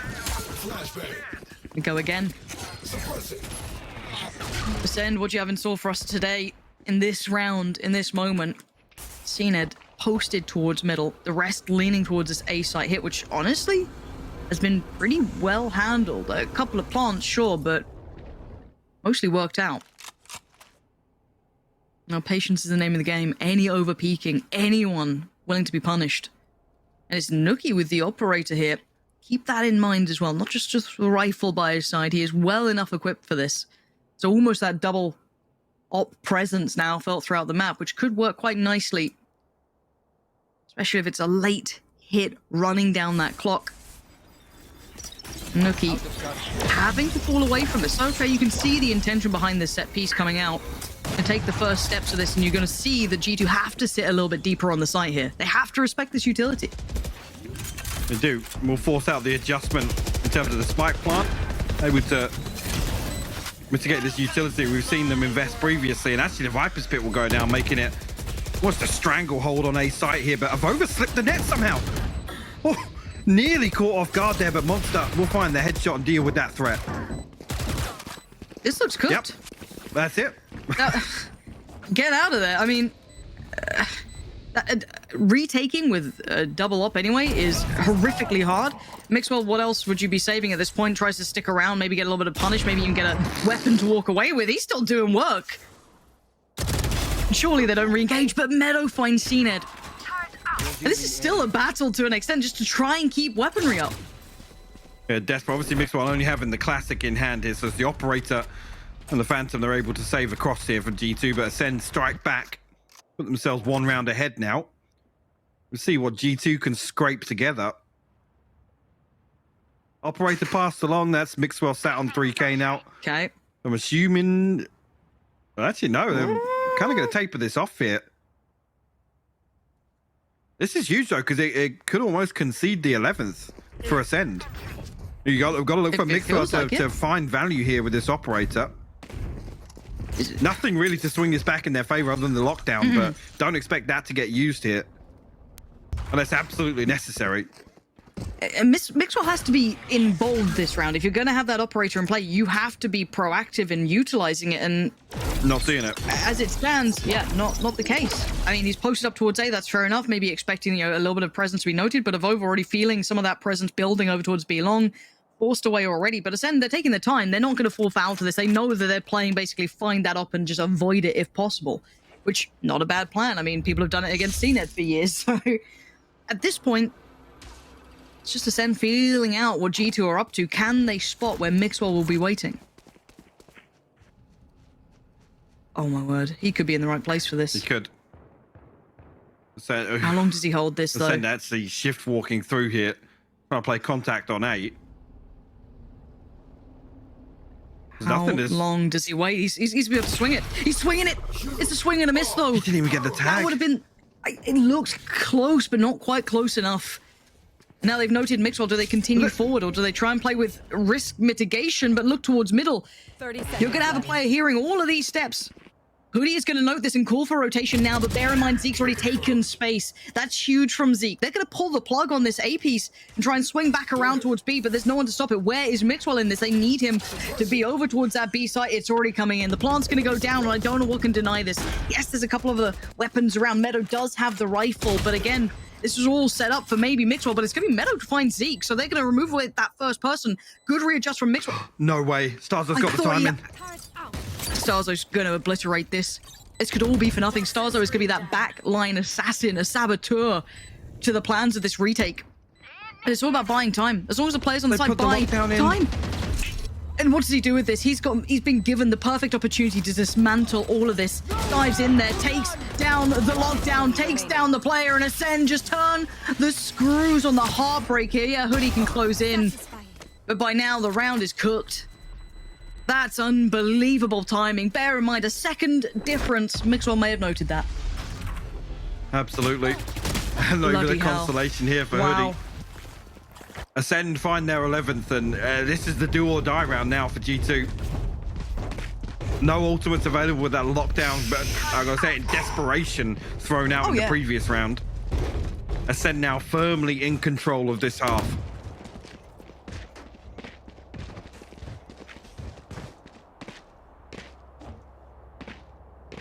Yeah, look at this. If that's, they're going to lean heavily towards B. At least here, wants to split towards mid. Maybe he's just going to smoke this cross, but Acend look to dial up the pressure now. Got G2 on the back foot here on their defensive half. Right time to do it. Avova getting revealed as well. Has to fall away, relinquish a little bit of that initial control that he may have had and play from the back of sight. Support being called in as well. You can see Meadow en route. Wall goes up, and let's see if that plant comes in cleanly. Nothing to deny it or dissuade it. And he actually gets out of danger. They broke the wall. It's just one tag needed to find Zeke inside the decay, but they get away from it. Hoodie has his wall in response, but you've seen G2 almost give up on some of these B-site retakes. Now they have to follow through with it. Let's see it. Slow comes in, orbs come out, and you can Fury that underhand flash invested the swing as well towards CT. No one falling yet, and time. Time is everything in this. Now, Nookie does find Zeke. It allows safe passage for Hoodie to close in a little. Nookie then doubles down, finding Monster. And they're still trying to hold this one. Stark's not going to find two, but it's Hoodie on the back lines. And the defuse. It's close. But I'm pretty sure Meadow's got this one. That's two diffuses now. Bloody hell. 0.22 the first, the second 0.26. What a brawl. By the skin of their teeth, G2 cling to life. The same mixed I mean, it's going to be forced to kind of ride this out with a light shield and maybe just the trip here. I mean, you can't... A Hoodie. Oof. Sorry. I mean, actually, did Mixwell even buy this trip? I don't think so, no. Can't see it on the minimap either, so opting for the light shield. And again, he can offset a little bit with Meadow in this composition on the Killjoy. Not necessarily overly reliant on having that trip. See now how G2 decided, well, actually how Acend decided to play this. Yeah. They have the res available, everything else burnt up thus far. And now G2 actually getting closer to getting a few of their ultimates back online. Eyes towards Avova, Nookie, and Hoodie. Again, going to be this slow work towards B. Avova playing pretty disconnected here, doesn't want to risk giving away anything, but it's surprising to see because, like I said, G2 have almost called it quits with a couple of these B-site retakes. And you're Avova's on an island by all accounts, right? Like, and at this point, he can't hold all of this space. There's a real, there's the punish. Zeke overextends on it because they must have identified at some point that Avova is pretty much on his own, and comfortably so. They are able to take this much space. That's a cheeky. Ooh, the timing. Zeke, get out of it. And Hoodie's actually found one, but the trade comes out. Zeke's still good for it. The underhand flash comes in, but we look towards middle, and it's seen it to punish towards Mixwell. It's game back on for Acend here. There's Nookie now left in the 1v4. Any other player, my mind would be elsewhere, but there was a moment for him to try and do something, but it wasn't to be. CNED gonna close the account and make it to 12 for Acend. And well, I've got to say it, Acend seemed to have a really good either read on how G2 are approaching this, or just a punish on a couple of players. It seems to be working well, but I've also got to ask the question, I don't know if you can leave Avova on an island like that at this point. There's almost no contingency plan. There's no safety net for Avova falling there. And ultimately, if he's going to... You can see he attempts to still deny the plant with the snake bite through the Sage Wall, but there's not enough there for me. But what can you do against 5? And when someone can get that deep, if you're playing a solo site, you have to play somewhat safe, right? If he's sat safe for his life, you saw it with Zeke. He was able to close the gap so easily. And now they're testing this, right? They've gone, surely they're going to try and add some back up towards the other side of the map. And then they've got the option now to hit that A site with less players present, with just barely weaponry behind them. They've got a little bit of shield to it, but look at the push coming out, Zeke. getting over aggressive, getting into the face of Meadow, and getting the site under their banner already. Now they're trying to deny the plant, buy some time for these rotations, or maybe even catch one of these players, and maybe they've done a bit of chip damage. Sure, they've done a fair bit of damage. Maybe a chance. Maybe. But it's 5 standing, Mike. I just don't see it happening. Hoodie's found another, though. Acend will fall. He's trying. He's trying as hard as he can. He knows what's on the line here. Massive advantage in terms of the weaponry here, though. G2 find themselves in a 3v4. They have to break through. Where's the front line break? Where are they going to try and get through? Hoodie's the first one to step forward, but Zeke in the dirty position swings wide. He'll give up his life for it, but it facilitates the trade for Vac, and it's 13-10. Acend, it's recovery, and it's not pretty, right? That was not necessarily a pretty game, but it got the job done at 13-10, and they beat G2 on Icebox. Yeah, or you could almost argue an uncharacteristic performance from G2 here, where we'd expect to see very, very robust protocols. That's what we've seen previously, Sure. And looking as if a little off their game, I'll be honest here, in terms of that Icebox performance. Big bonus for Acend, a little slow start on map 1, potentially. A couple of the key players here we're looking towards. Zeke looked fantastic individually in a few scenarios, and Cena definitely stepping up here. I mean, to go from 0 first bloods on the Jet to 6 on the Chamber here, 22 and 18, a stark contrast from map 1. And Acend needed it, absolutely. They certainly did. And now that does unlock map 3 for us. So we get the treat of seeing the full map veto in play. So do stick around. We'll be back after the break. Dare to challenge yourself.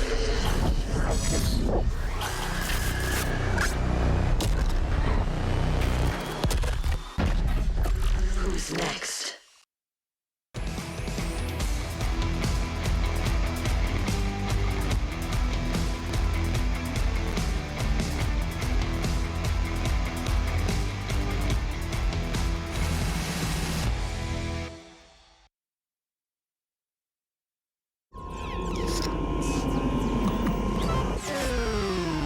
Red Bull gives you wings.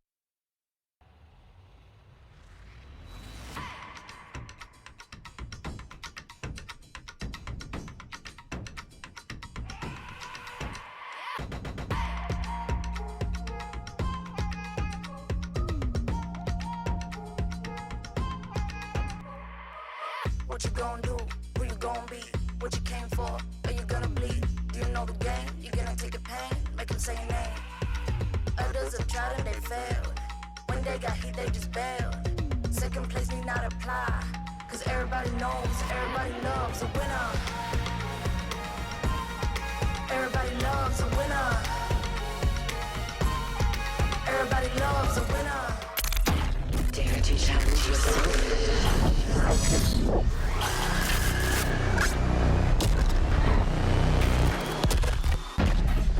Who's next? What a turnaround from Acend there to make this series 1-1 and go to the map I feel like we all deserve. But before we get on to Bind, Ryan and Kakuka, let's talk about Icebox. This was G2's pick. Ryan, it goes straight into everything you said in the pre-show where teams are just not winning their own picks here. It's also just one of those cases where I think we went into the second half, even on scoreline 6-0. Like, we're not seeing like a bit of like a 10-2, 9-3 lead. It was a decent stat for Acend, but G2 were good. They were solid on the defense. They were dealing with a lot of the utility that Acend was throwing at them. It's just when the side switched that we saw CNED really coming alive and Vac being able to actually put in a solid performance on the silver consistently across the map. To me, the big difference wasn't on that stage, even though we were talking about that on the pre-mats. It was Zeke. The way that he was playing on the past week had nothing to do with what he was doing today, especially on the attack. He was Arena on so many occasions. We saw him lurking, taking up extra space, pushing. Even though the spike has gone down already, he was going to taking up that role. Sometimes we highlight the capabilities that KO has of making that solo play, and he actually puts that to the max. And seeing his performance, thank God that it was better than first map. Yeah, we're going to talk about that in a moment, but you guys said that Zeke's sole responsibility was to shut down Mixwell. Do you feel like he did that there? Yes and no. I think Mixwell was shut down to an extent. I think some of it is like the two initiators, right? Something that we didn't see on Split at all was any form of initiator. No Breach, no Sky, nothing to really take a chamber off an angle. I think Vac did really well to take a lot of B main control, like when it comes to like using recon darts, using the owl drone. I don't think Zeke had a stellar performance, but it was decent enough, and the team play overall from Acend was a lot stronger. Like you can point at CNED and be like, yeah, he's the star, but that felt more akin to Acend from the past. Hell, I've got a telestrator about Monster. It was like old Keylers, right? Yeah. It was those kind of like performances that we were seeing out of them.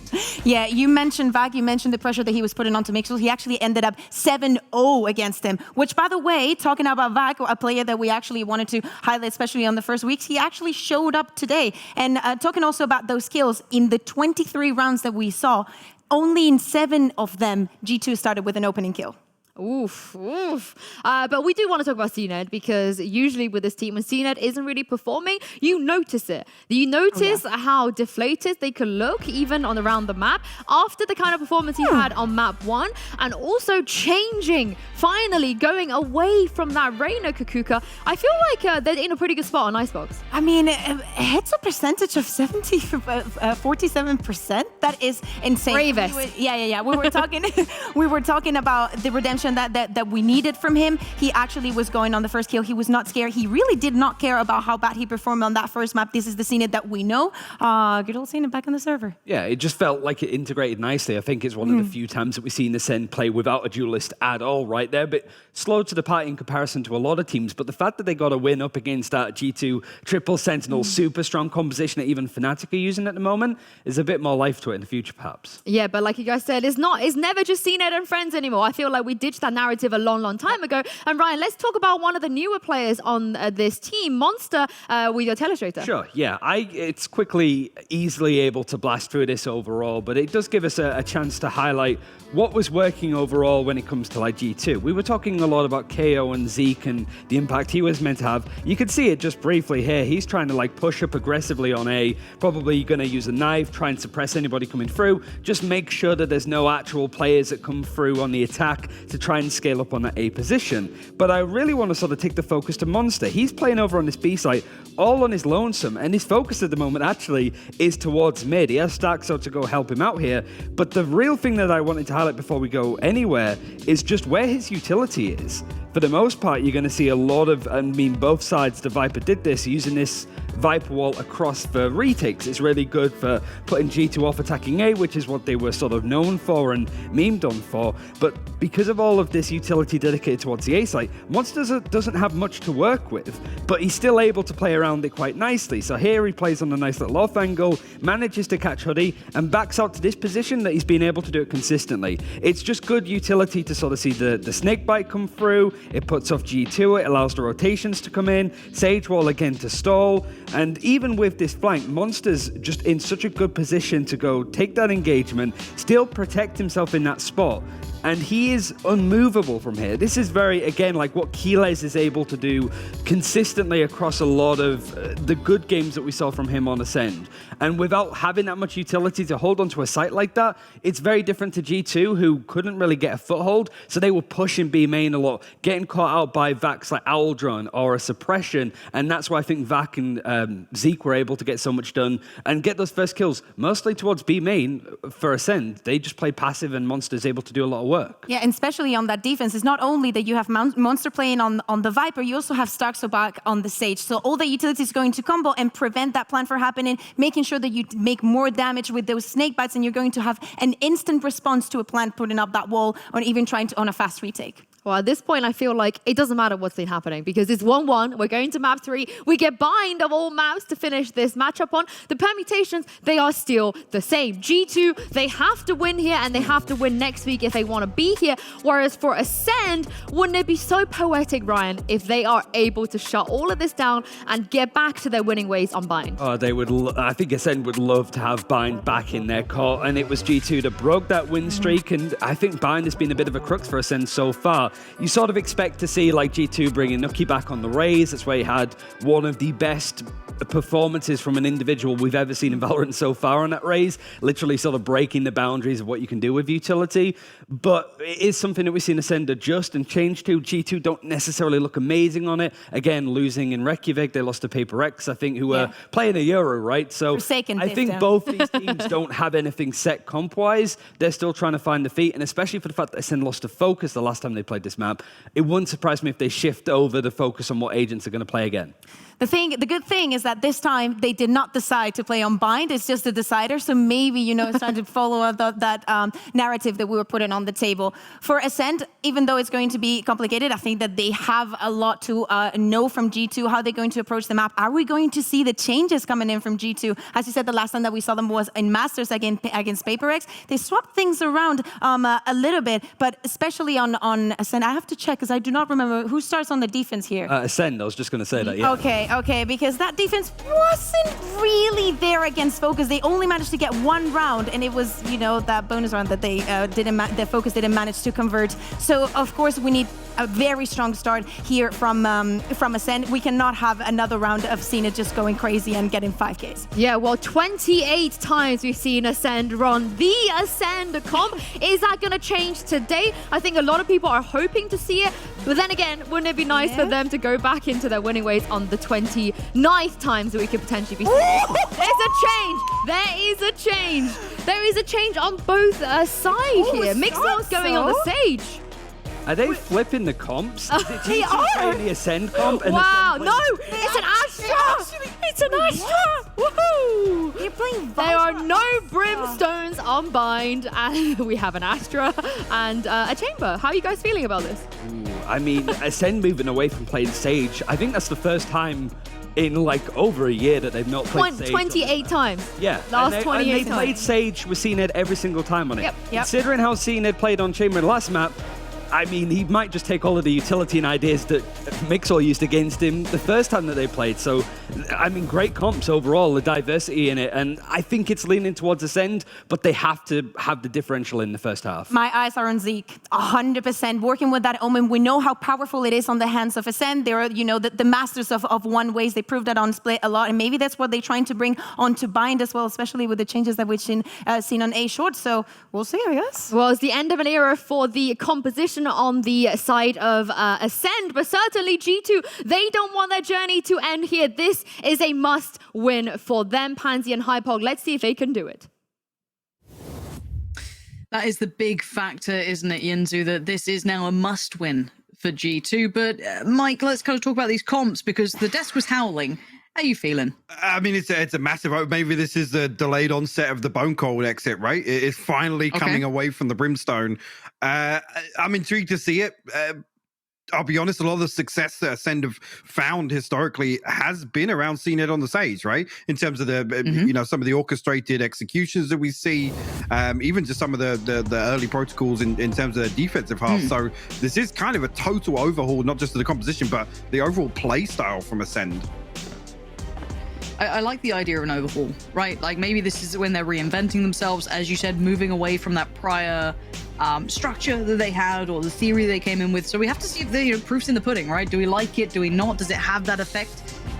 You know, I think was Kukuka looking towards Zeke in this to be quite the instigator to some of the advantage, but I think the entire roster has a little bit of that necessity at this point. So we go back in. It is map 3 between G2 and Acend, and, well, G2, there is life in them yet, Mike, but they have to show it here again. We do indeed. Actually, get off to a pretty quick start here from G2 straight through, going to put the wall behind the Viper just to reinforce, try and get this plant down. Let's see, the Poison Orb goes up, and that's enough of a deterrent to force Mixwell off the plant initially. They'll be able to wait out the Snakebite here and this one down. Mixwell will eat a little bit of the paint shell and actually will fall trying to get it away from the plant. That second piece of utility key here, but G2 get themselves into a post-plant position. Yeah, but look how just tentative this is. No real safety. As soon as they cross forward, I don't think Hoodie even really saw them. Smokes in the way, wall in the way, but the flash is good. Zeke does turn the vast majority of it and gets to move forward. Unbeknownst to G2 how close he may be, but CNED's already fallen. This is still Just two standing, Zeke and Vac. That's all that's remaining. Zeke still firing on all cylinders, though. And a quick piece comes out from Vac as well, pushing through, taking the fight, but Vac's HP is drastically low. As Meadow will hold it just about in hand for G2. Again, with that HP count, the last weapon you want to see is the Frenzy coming through there, able to just find the last blow. But again, Acend made him work for it. Yes, G2 get themselves into a post-plant position, and actually a very, very deep 1v1. I'm not even sure who have over won that initial engagement with, but Zeke able to slip through onto shore almost makes it doable for Acend there. So it's only going to be light shield thrown in, a couple of headhunter shots for CNED. Nothing else at all from Acend thrown into this round. A decent opportunity actually with Hoodie up on the Vandal here. Round 2 purchase, and Acend will walk out showers here. At least just clear off some of these close angles. You two almost anticipating a little bit of aggression here. Rightly so. I think you do need to kind of somewhat be cautious of, the stacks or anyone trying to get a little bit cheeky with plays coming through. Again, for now. Oh, Cena nearly found that one as well. Oof. He's so dangerous, but is forced away. So again, early work done, but you don't want to leave it too late, right? You don't want to leave it down to those 15 seconds to make that sight hit, but there's that late exploration. But Avova has been on this case, generally. Now, the timing's right. He's been able to spot the player. Gets tagged up a little bit. Certainly not as clean as he'd like, but Starzo is going to be walking away with 8 HP and barely keeping his life. But it is coming back towards his A hit. Takes a full 78 damage off that headshot, but you're right, Starzo coming out, definitely the worst of it. Try and play off the paint shell, but invested pretty deep here, and actually the response from G2 will force their way into lamps as well. The Nookie with a ton of control here, and actually a very deep poison orb as well, Lauren. Yeah, but there's an army on the other side, and Nookie has to deal with it. There's so many problems coming his way. They're bounding through, going to take one with him, but Meadow now needs to be on red alert. They're still doing damage, but it's the next layer of this, and actually the flash is fantastic for the punish towards Hoodie. The trade comes in again, but this is getting dangerous. Monster, the timing was perfect. The crunch through by U-Haul, the pinch through the wall, it couldn't have worked out better. And Acend answer right back into this, and they had so little in this round. How the hell did they get away with that? I mean, the Trailblazer comes through from Acend to try and clear their way back into lamps. It looks as if G2 have a perfect setup there with Nookie so deep, able to play off the poison orb, but there was no second player there. You see Acend just come barreling through here, bunny hopping out of the poison orb, and they find everything they need to. Hoodie eats everything off that flash as well, and Monster finds 2 kills on the back of it. Timing on that, perfect. G2 letting that one slip. I've got to say it. That was in the bag. You don't normally see those getting turned. You really don't. That's a bit of a fumble. And the double stack on the swing as well. Vac going to punish Hoodie on this one. We can see the purchase as well for G2. It's Sheriff's Frenzies. I think there was potentially a Marshal at the start, and Monster just sharp aim today. They're going to find Mixwell, keeping it clean. Those rifles really enjoying themselves at this range. No dangers found yet. It's just Nookie and Meadow still alive. And I think CNED wants to start building up his presence towards this too. But the timing, well, Meadow's going to get away for now, but you can see it closing in. And does he expect the next layer to this, which is Nookie? No, but he's managed to make it out of there anyway. Just up here, and actually just slips out of line of sight of Nookie. He picks up this angle. And damage, not really even much to talk about here. Even, okay. As I say, even if he finds the kill there, it's CNED. He's riding this through just on the pistol anyway to make use of the headhunter. Expect him to even be able to pivot off finding that kill onto CNED because there's no weapon upgrade available for him. But come back in, G2 still in a position to comfortably purchase here. I'm seeing too many gaps maybe on Nookie and a couple of light shields as well across him and Hoodie. But on the other side, CNED's toying with the idea of the operator. Actually, yeah, it'll be Monster to pass it across to him. So economy management actually going to mean that Acend still have a full purchase behind this almost. What a battle of potentially some of EMEA's greatest. CNED having to deal with Nookie's potential presence if he actually does commit to try and take more of that space towards mid, but it's not to be the case in this round at all. You can already see that G2 leaning heavily towards the A site. Double stack towards showers. No one to address that just yet, but the wall going to at least keep the vision obfuscated. And the rotation going to come in as well. So they're going to pull the additional player over. So you're going to have at least Starzo sitting towards the back of sight. But for now, G2 getting what they want. And the pace shell going to go across here. And actually, oh, the commit. going to come up. Starzo comes over the top and finds the kill regardless. That's ridiculous. They even get to keep his life. No one able to punish as well. And Starzo just continuing the aggression. This man is completely uncaged right now. And he's still finding damage. This is unbearable to watch as he has just turned the screws so nastily. But it is now just Hoodie in the 1v3. Flash notes the presence. And that spike plant feels impossible. 30 seconds left. Surrounded on all accounts. Jump spot from Vac. As soon as that wall drops, the grand reveal. CNED waiting. And the punishment given. And Acend continue forward with 3 standing. Starzo, man. Again, initially, yeah, the paint shell comes through. The satchel over the top, and we finally a little bit of an overheat. Actually, we're popping the showstopper, but you'll allow it in this scenario. This comes through. It's just, again, it's so unorthodox, just completely catching G2 off guard. They don't expect somebody to dig this deep to try and prevent that spike from going down and then follow through on it as well. And G2 not really getting away with that bread and butter A-site hit here behind the Sage wall. There's just too many tools for Acend to deny this plant. That was so nasty to watch. Almost single-handedly doing all that damage. And Vac actually eats the flash, has one put back into place, but Stark's trying to bail him out, but he actually just copped all the damage. Now Vac has to pick up the pieces, and he does well to find 2 there. Maybe tempering some of the threat, but you can see instantly G2 want to take that space right back. CNED in a little bit of trouble here. The angles are not favorable and actually goes down for it if I was going to find the punish, but then bodies are on the site and it's going to be Nuke dealt with. And again, these are brawly rounds, but Acend are holding numbers and they are holding the scoreline at 4-1 now. Obviously, they aren't already picking up the slack from their previous performances. Actually, the previous 2 losses on Bind. In terms of their defensive half, it was 4 rounds combined across the 2 appearances. So already tracking well ahead. Actually, will force out the timeout, I'm assuming, from G2 here, because well, they're going to continue to rely on just this, well, assumed comfort they have from the Sage Wall of Mixwell.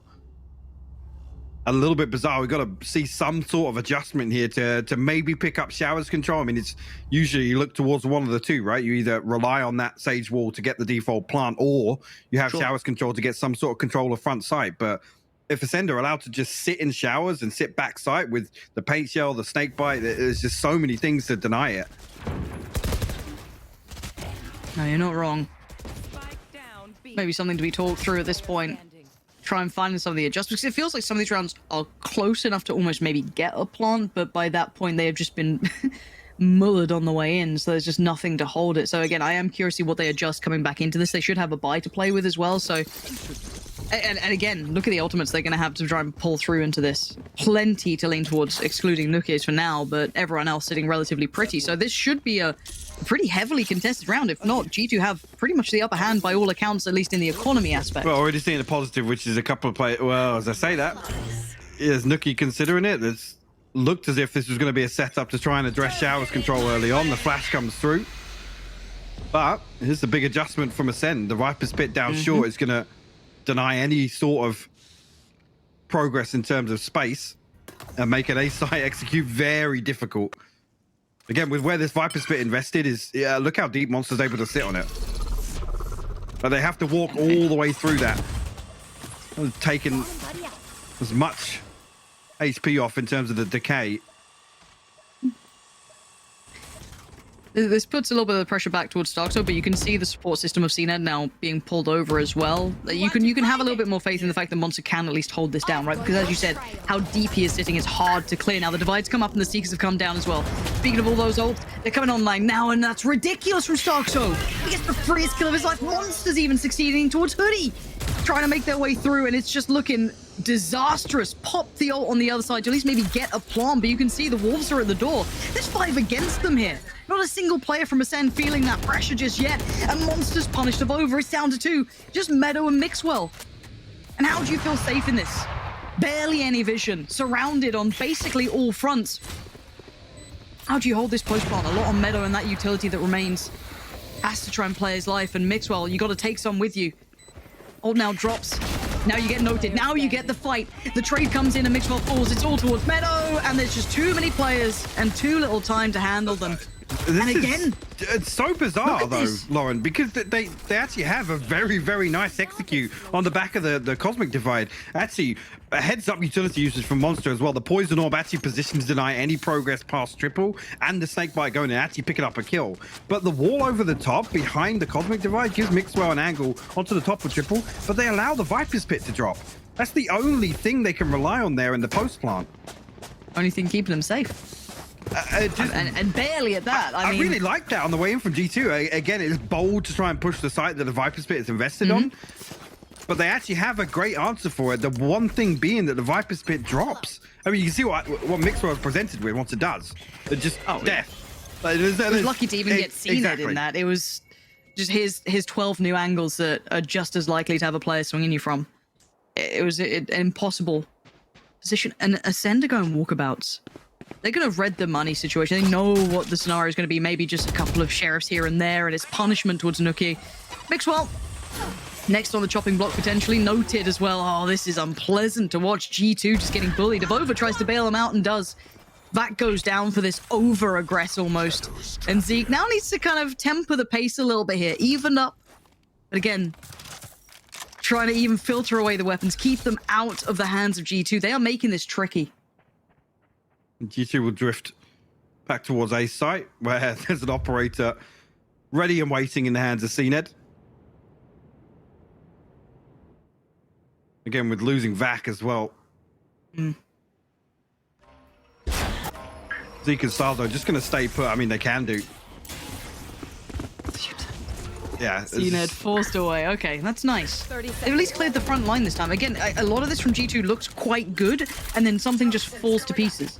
Right, like I've actually quite liked some of the site takes, as you even highlighted that previous piece we saw come in, but how do you hold this down in a post plant with just sheriffs? Yeah, it's drifting into the sightlines there. And this should be pretty easy now. Look at how much space Acend have got to work with. Anything to deny this. Anything at all. Tina puts his body on the line. They've doubled up towards the push back through as well. Avova would need something of a miracle. He gets one part of it. The second, it's actually Meadow to help him out. There's still a shot at this one, and somehow the ult goes nowhere. The defuse, no one can help him anymore. Zeke all alone, and Avova's there fine. I don't know how that ult did nothing. And again, Avova gets exactly what was needed then. Same with Meadow. That was very surprising to see work out. Acend has so much space as well. Just initially with that kill onto Mixwell, he's the only one drifting forwards, but between a gravity well and a snakebite, literally closes this out, forces this engagement that Avova and Meadow win out comfortably here. Stars go down to 5 HP, and like you said, finds nothing off the showstopper. A G2 flip a thrifty round that they had absolutely no right to in my eyes. Hey, it's a reminder that it's still G2, right? Like, we know these guys can do it, but that wasn't one of those rounds you're like, oh, it's definitely going to happen in a post plant like that. Normally, it's super explosive when they convert those, like, slightly forced up, like, sheriffs and light armors, but even playing with a man disadvantage at the start, that's... Yeah, the odds of that feel a bit of a rarity. Now, Acend, rifled up, ult out, holding showers, and actually taking active control this time. A little bit of an adjustment in that regard, but you know, they want to test the waters elsewhere.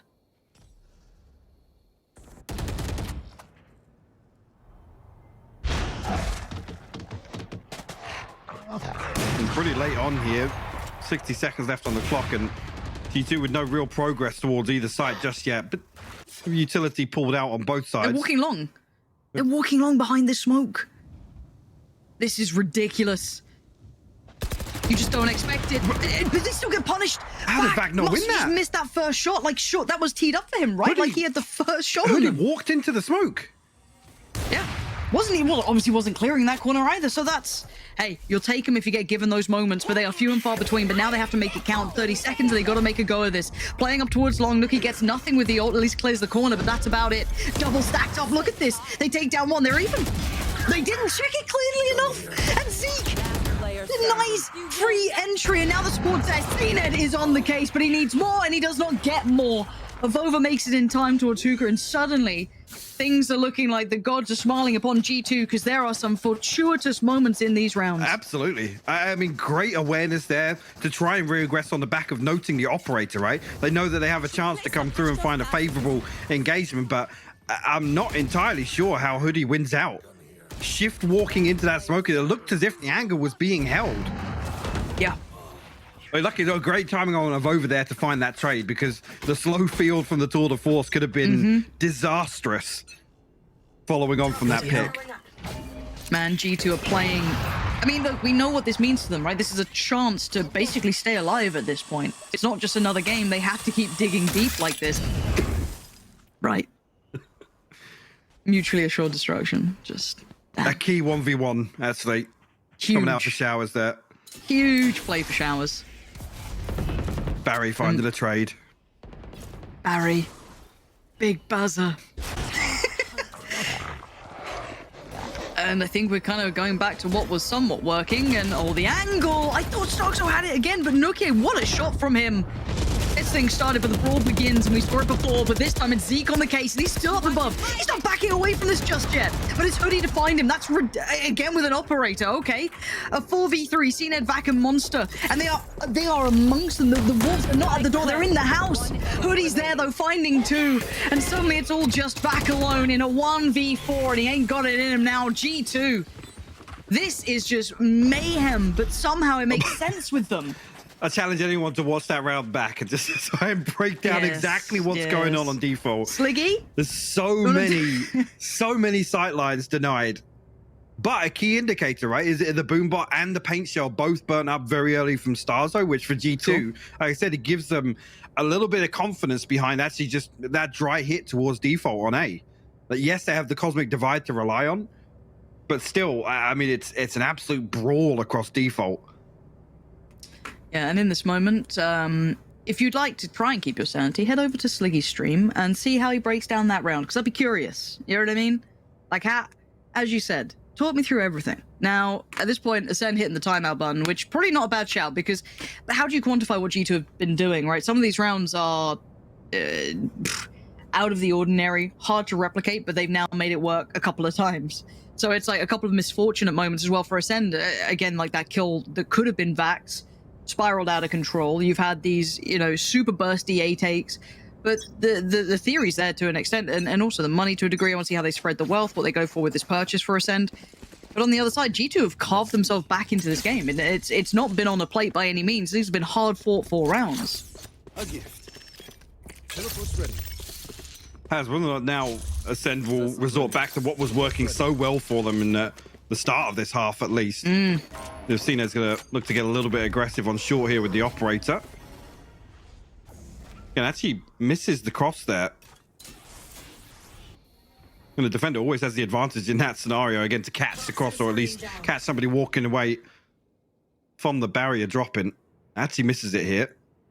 Scout destroyed. Elsewhere,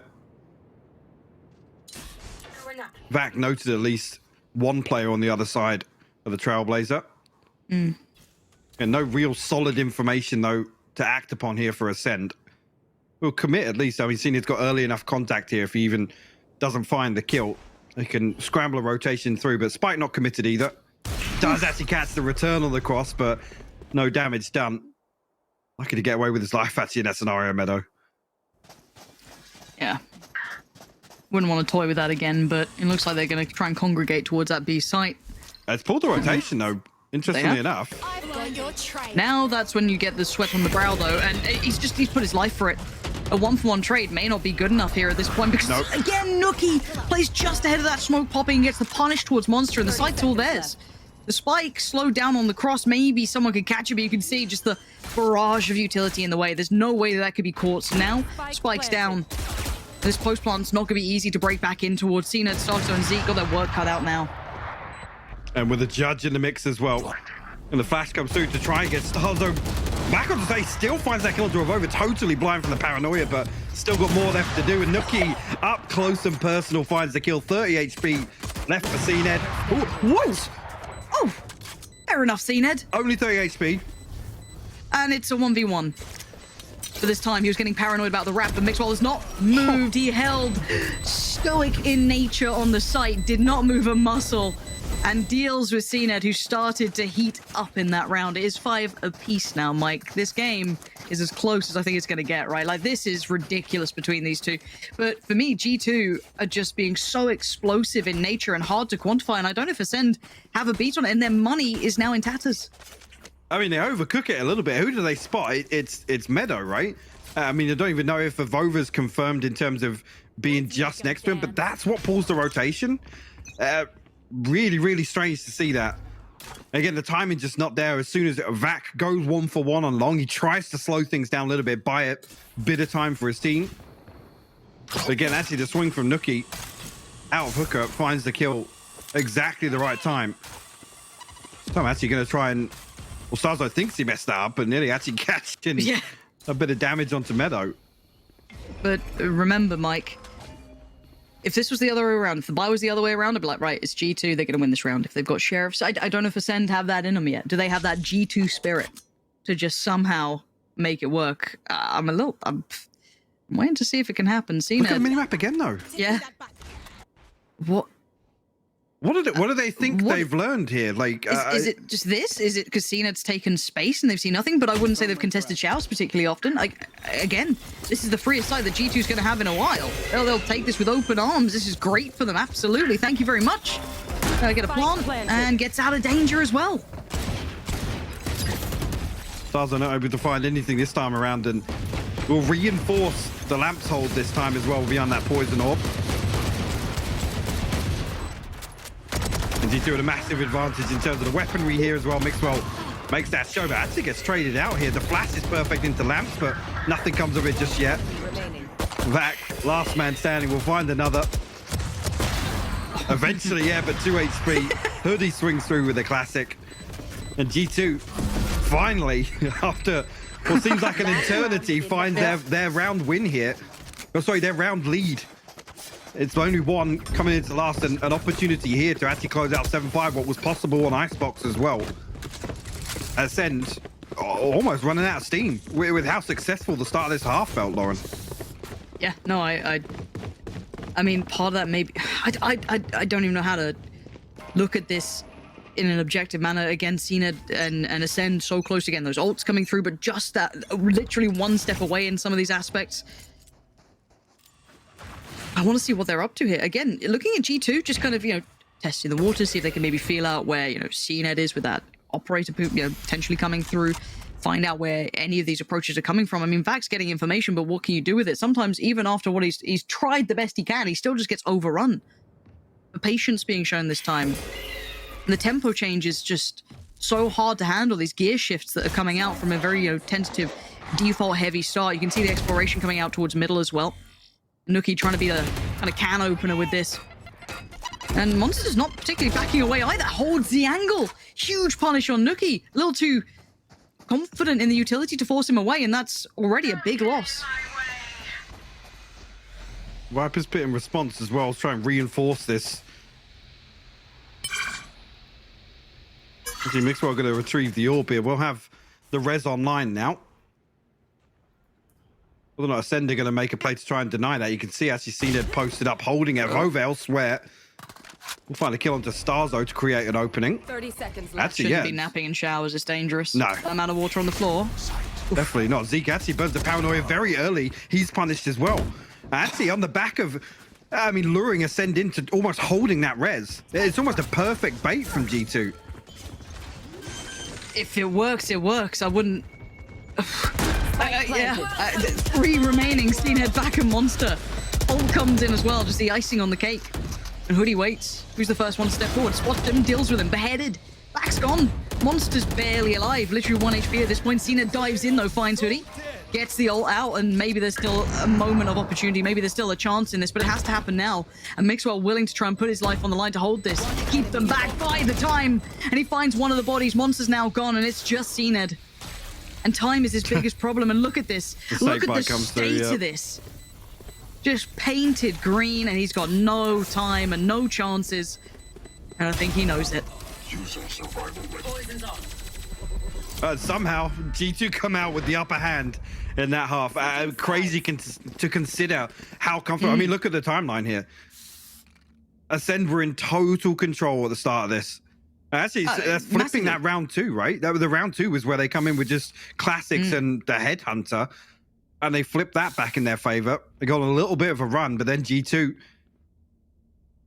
throw the stops down in round 7 and don't look back.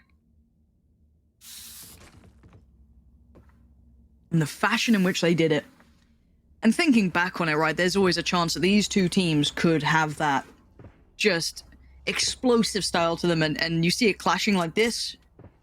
Man, it's something else. 5-7, G2. Once they got it started, they didn't stop. You can see the trot of rounds that they went on, but now we switch the sides and see if they can continue this form to keep their life in this entire event. For Acend, looking to disrupt that, do something about it, and this walk up long gonna call the attention of G2 here. Ooh, Flash actually the trade-off of Flash is there, but back a little bit ahead of the smoke. Monster able to trade things out, but Mixwell actually comes through Starzo though. A perfectly placed paint shell. And Zeke actually good with the backstab as well, giving Acend actually a man advantage here. Okay, see now nearly. What is going on? They're just swinging CT, Mike. Just walking through the smokes. Yeah, of course. It got worse, Mike. It got worse. And now Avova. It's a 1v2. He's going to walk the smoke, surely. It's what you do in this game. Yeah, there he is. Off he goes. And he's actually found Starzo. He nearly got the adjustment. Quick enough for the trade, but you're right. He was not far away. Bloody hell. This matchup is something else. 6-7 now. And Acend start things off with a round for themselves. Through just such a weird engagement as well. See Vac drifting so far ahead of the smoke as well. The trade-off of Flashes, pretty much identical timing there. The paint shell coming through from Starzo actually to find it. Or at least the response onto Mixwell in hookup. So yeah, I'm intrigued to see actually how G2 are going to approach most of these rounds. But actually straight away Starzo closes the distance onto Showers here. Nice paint shell. Wants to follow through on it as well. He's forced him away. That's one player. Yeah. The amount of presence he's just noted or kind of, you know, displayed, he's forced them into such a deeper hold already. A lot of space won early in this, but again, you could see that they were kind of somewhat holding a default, right? They were spread across the map, nothing too much, but that's a big success. That's a big tick in the box to get Showers control so early. But now they do have to still deal with 4 players who've obviously rotated in response to this.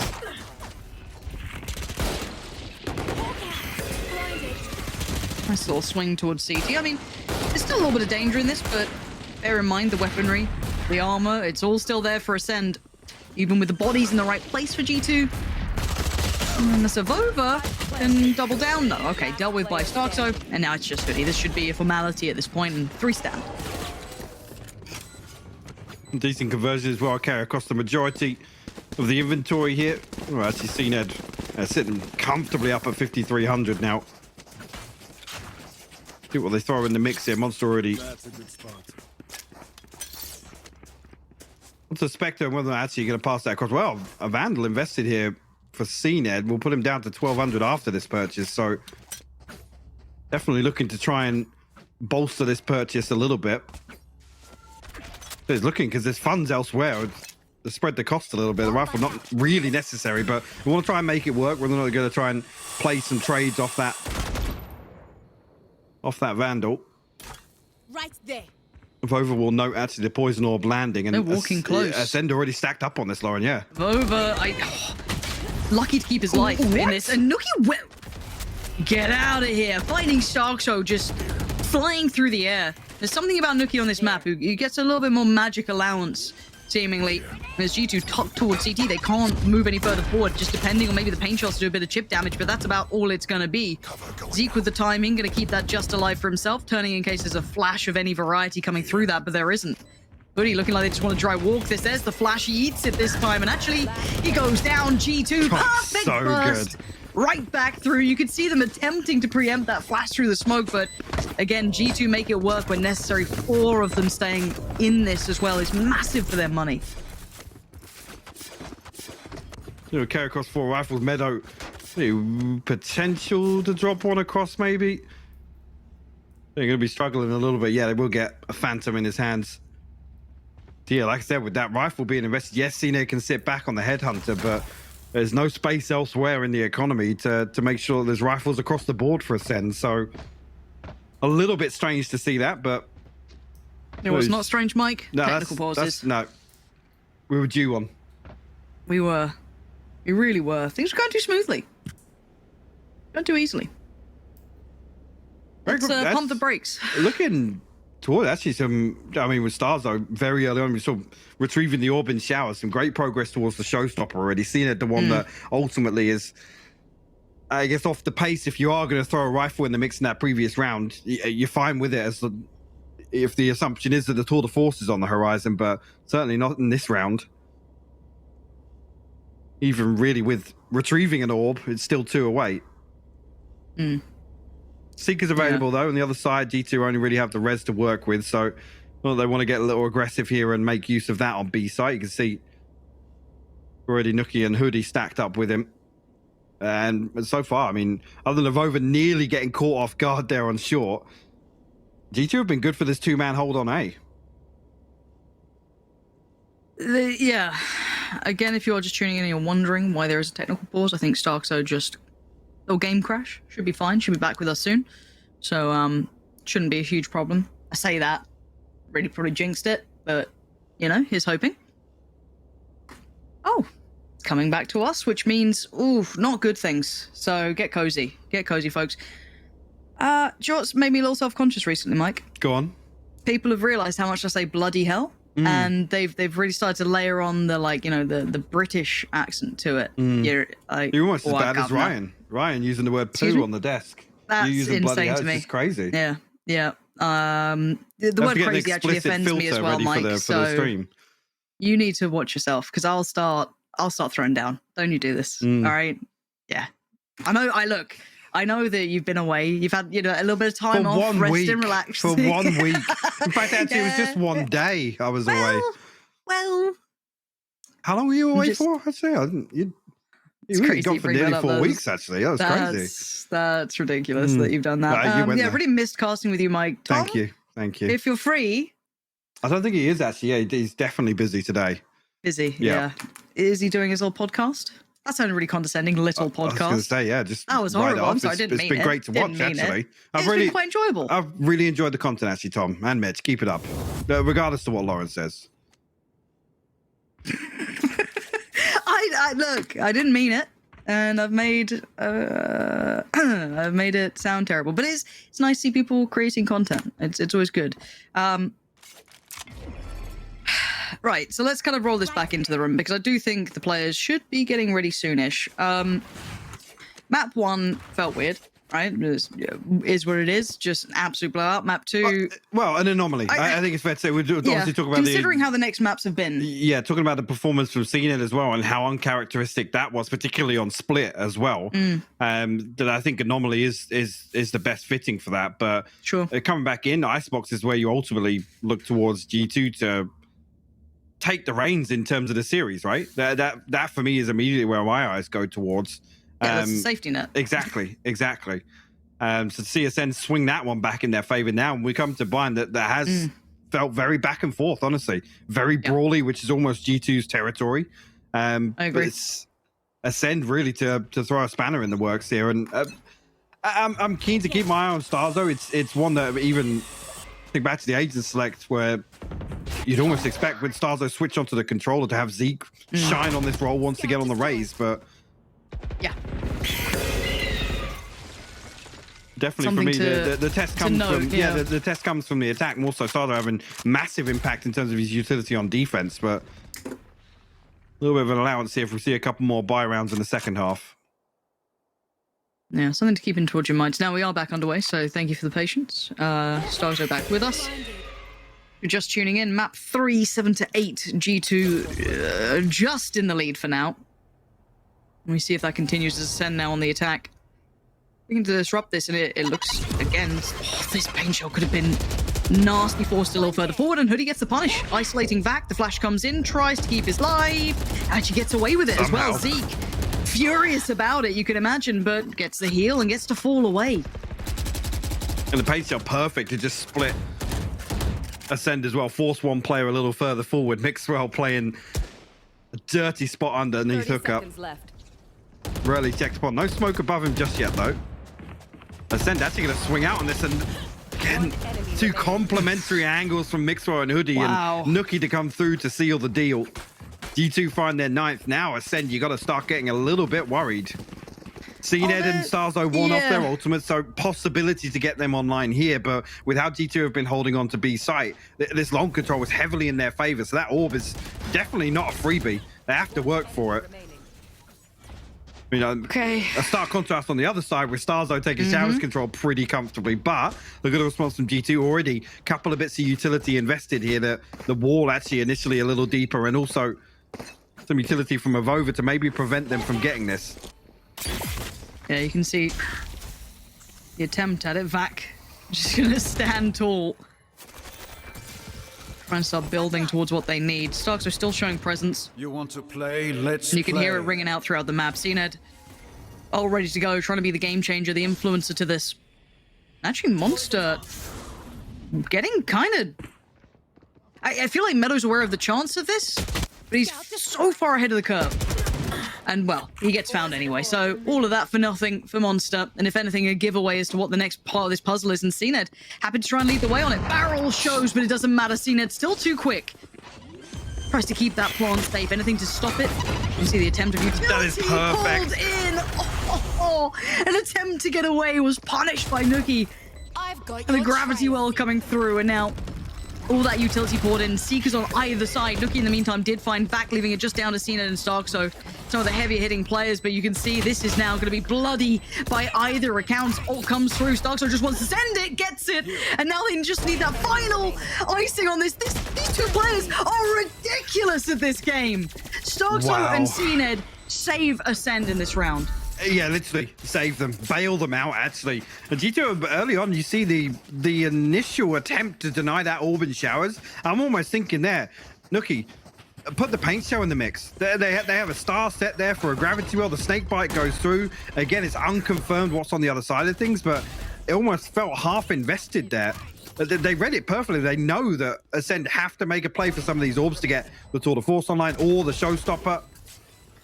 So it's a little strange. I mean, still makes the paint shell work on default for sure. I'm just happy we got to see a little bit of that magic, that, you know, the Cned Starkso combo that any other players, I don't know if I'd put, you know, the possibility there, but they can make it happen, and they did. And they needed it now. And actually, Starkso again punishes Mixwell, catches him in the heels as he tries to fall away, and this early space gets garnered by Acend. Trade comes out, Nookie just lobs it right back towards Starkso.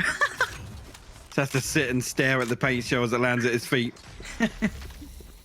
Meadow and Avova will be called upon once again, though.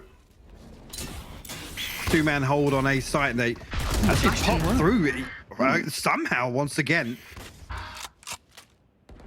Actually, Zeke sticks it all the way through to spawn. We'll find one in rotation.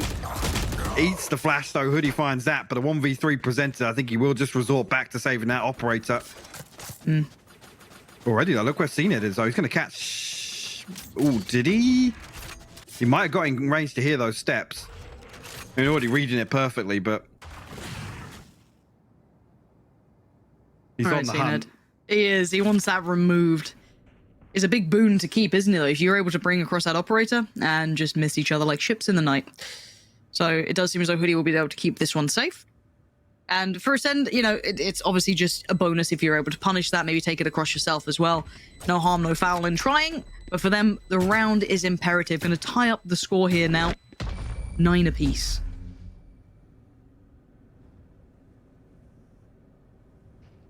See Mixwell, first round, we really see him invest in that behind the hooker hold, and it's immediately ripped away with the paranoia.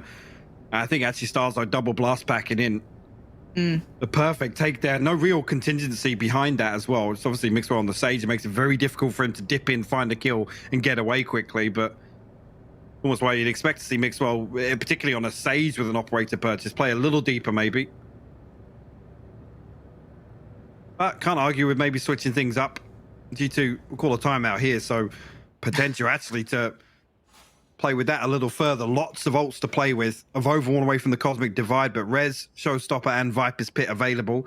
The flip side, Ascend, only have a Viper's Pit to work with. But a decent, actually, as I said, I was going to say a decent buffer here. CNED probably going to drop a rifle across, so everybody going to be sitting around 2,500 at least, comfortable for the next one. And with it all tied up, actually, then you look towards having a major, I mean, here around 19, it's a major advantage to have that economy difference here, because look at where G2 sit. I said they got the ultimates to offset it, but well, we see a full commitment here. Yes. Ooh, yeah, it is. I'm waiting to see the final amount. You see Avova toying with a bucky, you're like, yeah, oh yeah, they're forcing. But it will taper off a little bit here. I mean, a Spectre, 2 Sheriffs, a rifle. Again, just ultimately relying on Mixwell to make something happen with that operator here. But it is a switch up. He's over towards A now. I mean, Mixwell hadn't particularly had much touch on the operator in this map. Of course, that had been Nookie until this point. So again, for him just to come in cold on this, let's see if he can do anything with it. And you're right, he's over towards A. So for now, G2 just having to face the music, and Ascend just overwhelming. Already seen it with a free start, basically finds Hoodie.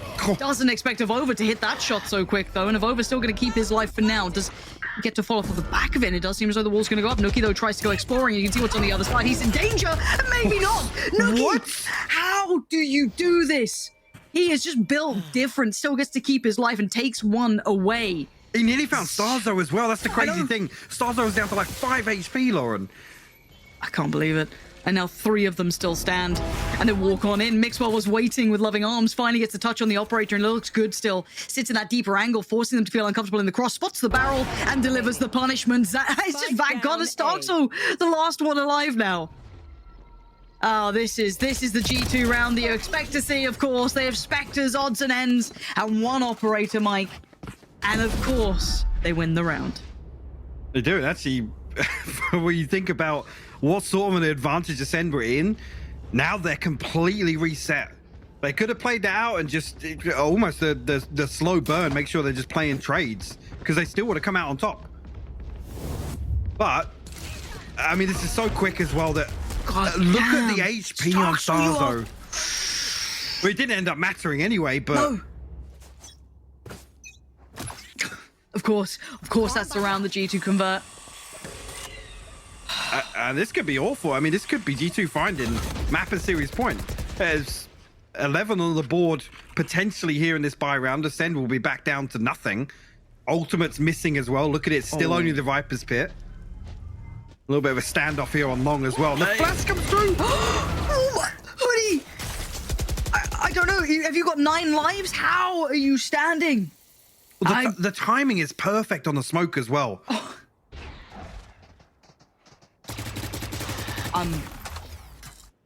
I don't get it, man. G2, there's just something in the water. Feels like they've got plot armor at this point. Now 4 for Ascend. Pulling themselves back towards A, it looks like. But bear in mind, Mixwell's still got that operator, and he's in the right place for this. If once that wall drops, his attention will be turned back towards Showers. Well, maybe. Welcome to my world. Spam comes through from Hoodie to try and find somebody creeping through, but again, no real safety net here for Ascend to find this plant. Who's that? I thought Zeke was actually going to come walking through there. Vac actually tries to flash through on the other side. There he is. The timing's good for Zeke, but it's not for the others. The trade came out from Mixwell in the end, and you got to look towards where that spike is yet to be planted, and the time's running low. There's not that much safety to this Viper's Pit anymore. Starks are doing what he can in the back lines, and actually overextend. It's gorgeous from Monster. What? No! Shot! This happens! He walked the Viper's Pit and punished 2 out the back. G2 just have to hold on there. There's like I said, 10 seconds. There's nothing. There's nothing to reinforce that plant. They just have to wait it out, play off the audio cue, but everybody caught sleeping. How the hell have they done that? I mean, that's a massive misplay from G2. That's a tilter. It really is. That was in the bag for G2. Ascend, given a lifeline here, was ultimately, like I said, that should have been G2 finding series point on the back of that one. Mixwell just missing with the operator. Trailblazer comes through on the other side through the TP. Actually going to confirm the backside of that setup, but just Starzo once again retrieving the orb. One away from the showstopper once again. And time again has won out with the showers control. You two haven't really been able to do much to deny it. This game, man, this game, Mike. I'm interested to see really how G2 approach this now instead of. Wait, as I see that, the rotations are right. Exactly. So whether or not they dig a little deeper now on the back of this kind of they pulled it cooldown and utility, but they're overthinking it now. Yeah, they've overcooked it. It was so right with that early lean, and it looks like they're just kind of floating between now, unsure of where they want to be. You almost have to gamble it, and it looks like they've kind of missed the roll on this one. Vac gonna overwhelm Hoodie, and now it falls down to the players on the site. Can they do anything to keep control of this? Already overwhelmed. Zeke's already on the site itself. Punishes Meadow, drops down, gets the follow-up. That's Zeke unleashed, finding two, and it's a save. They know that Mixwell's got the operator. They're pretty much laughing at this point. They know that they've got the round in the bag. Zeke sticks that TP to top site. It's just crazy. Zed now just getting a little unorthodox with things and catching G2 off guard. They're only going to be able to save across the operator and a rifle in the hands of Nookie, but Acend flipping this half right back in their favor.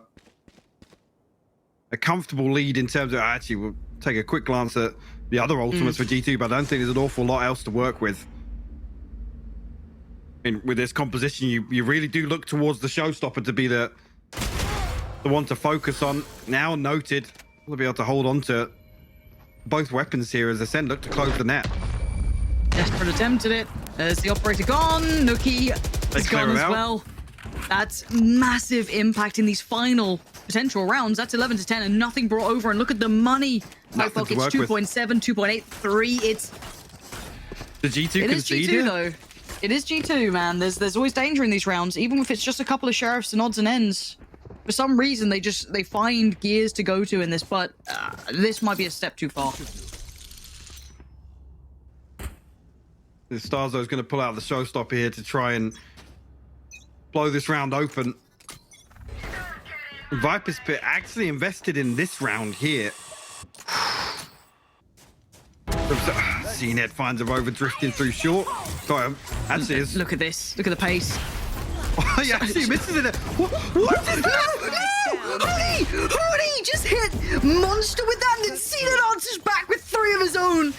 This game is like watching a frag movie in live action. This is ridiculous work. And now a 2v2, but look at the purchase. Mixwell's got a shorty and Meadow's got a frenzy. It's far from ideal, but somehow they get to keep their life. Zeke sprays in on one, finds Meadow, and he finds Thank Mixwell. God for that.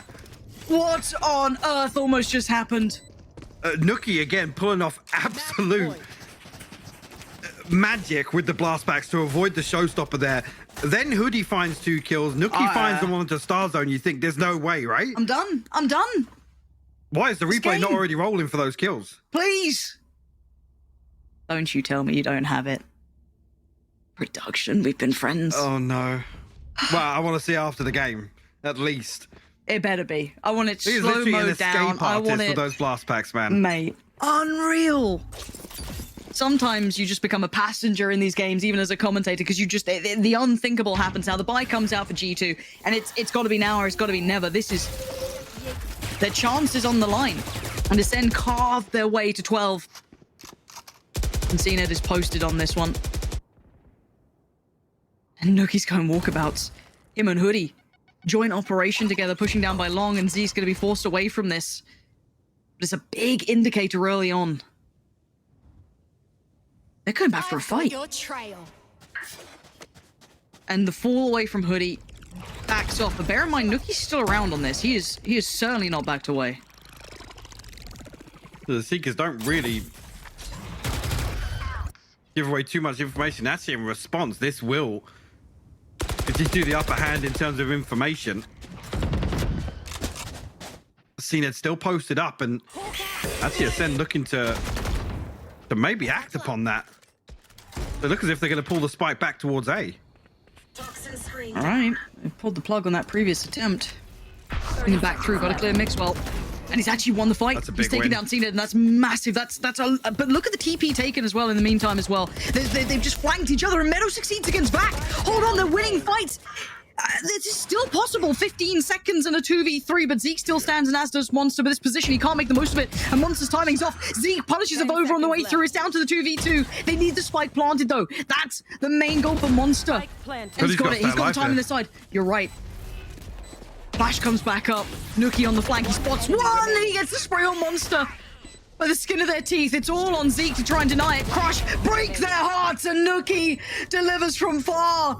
And it's going to be 11 for G2, and they stay alive. So back and forth, though. Again, G2 come through this. They have to invest the showstopper to secure it. Not sure if they're going to be able to retrieve the operator here. I think it was behind in showers, or did that get picked up? I think it was in the corner, yeah. Well, whether or not they don't even want it here in this round, they're not going to be bringing across an awful lot. I think they'll be scraping together a purchase to send massively ahead in terms of the finances here.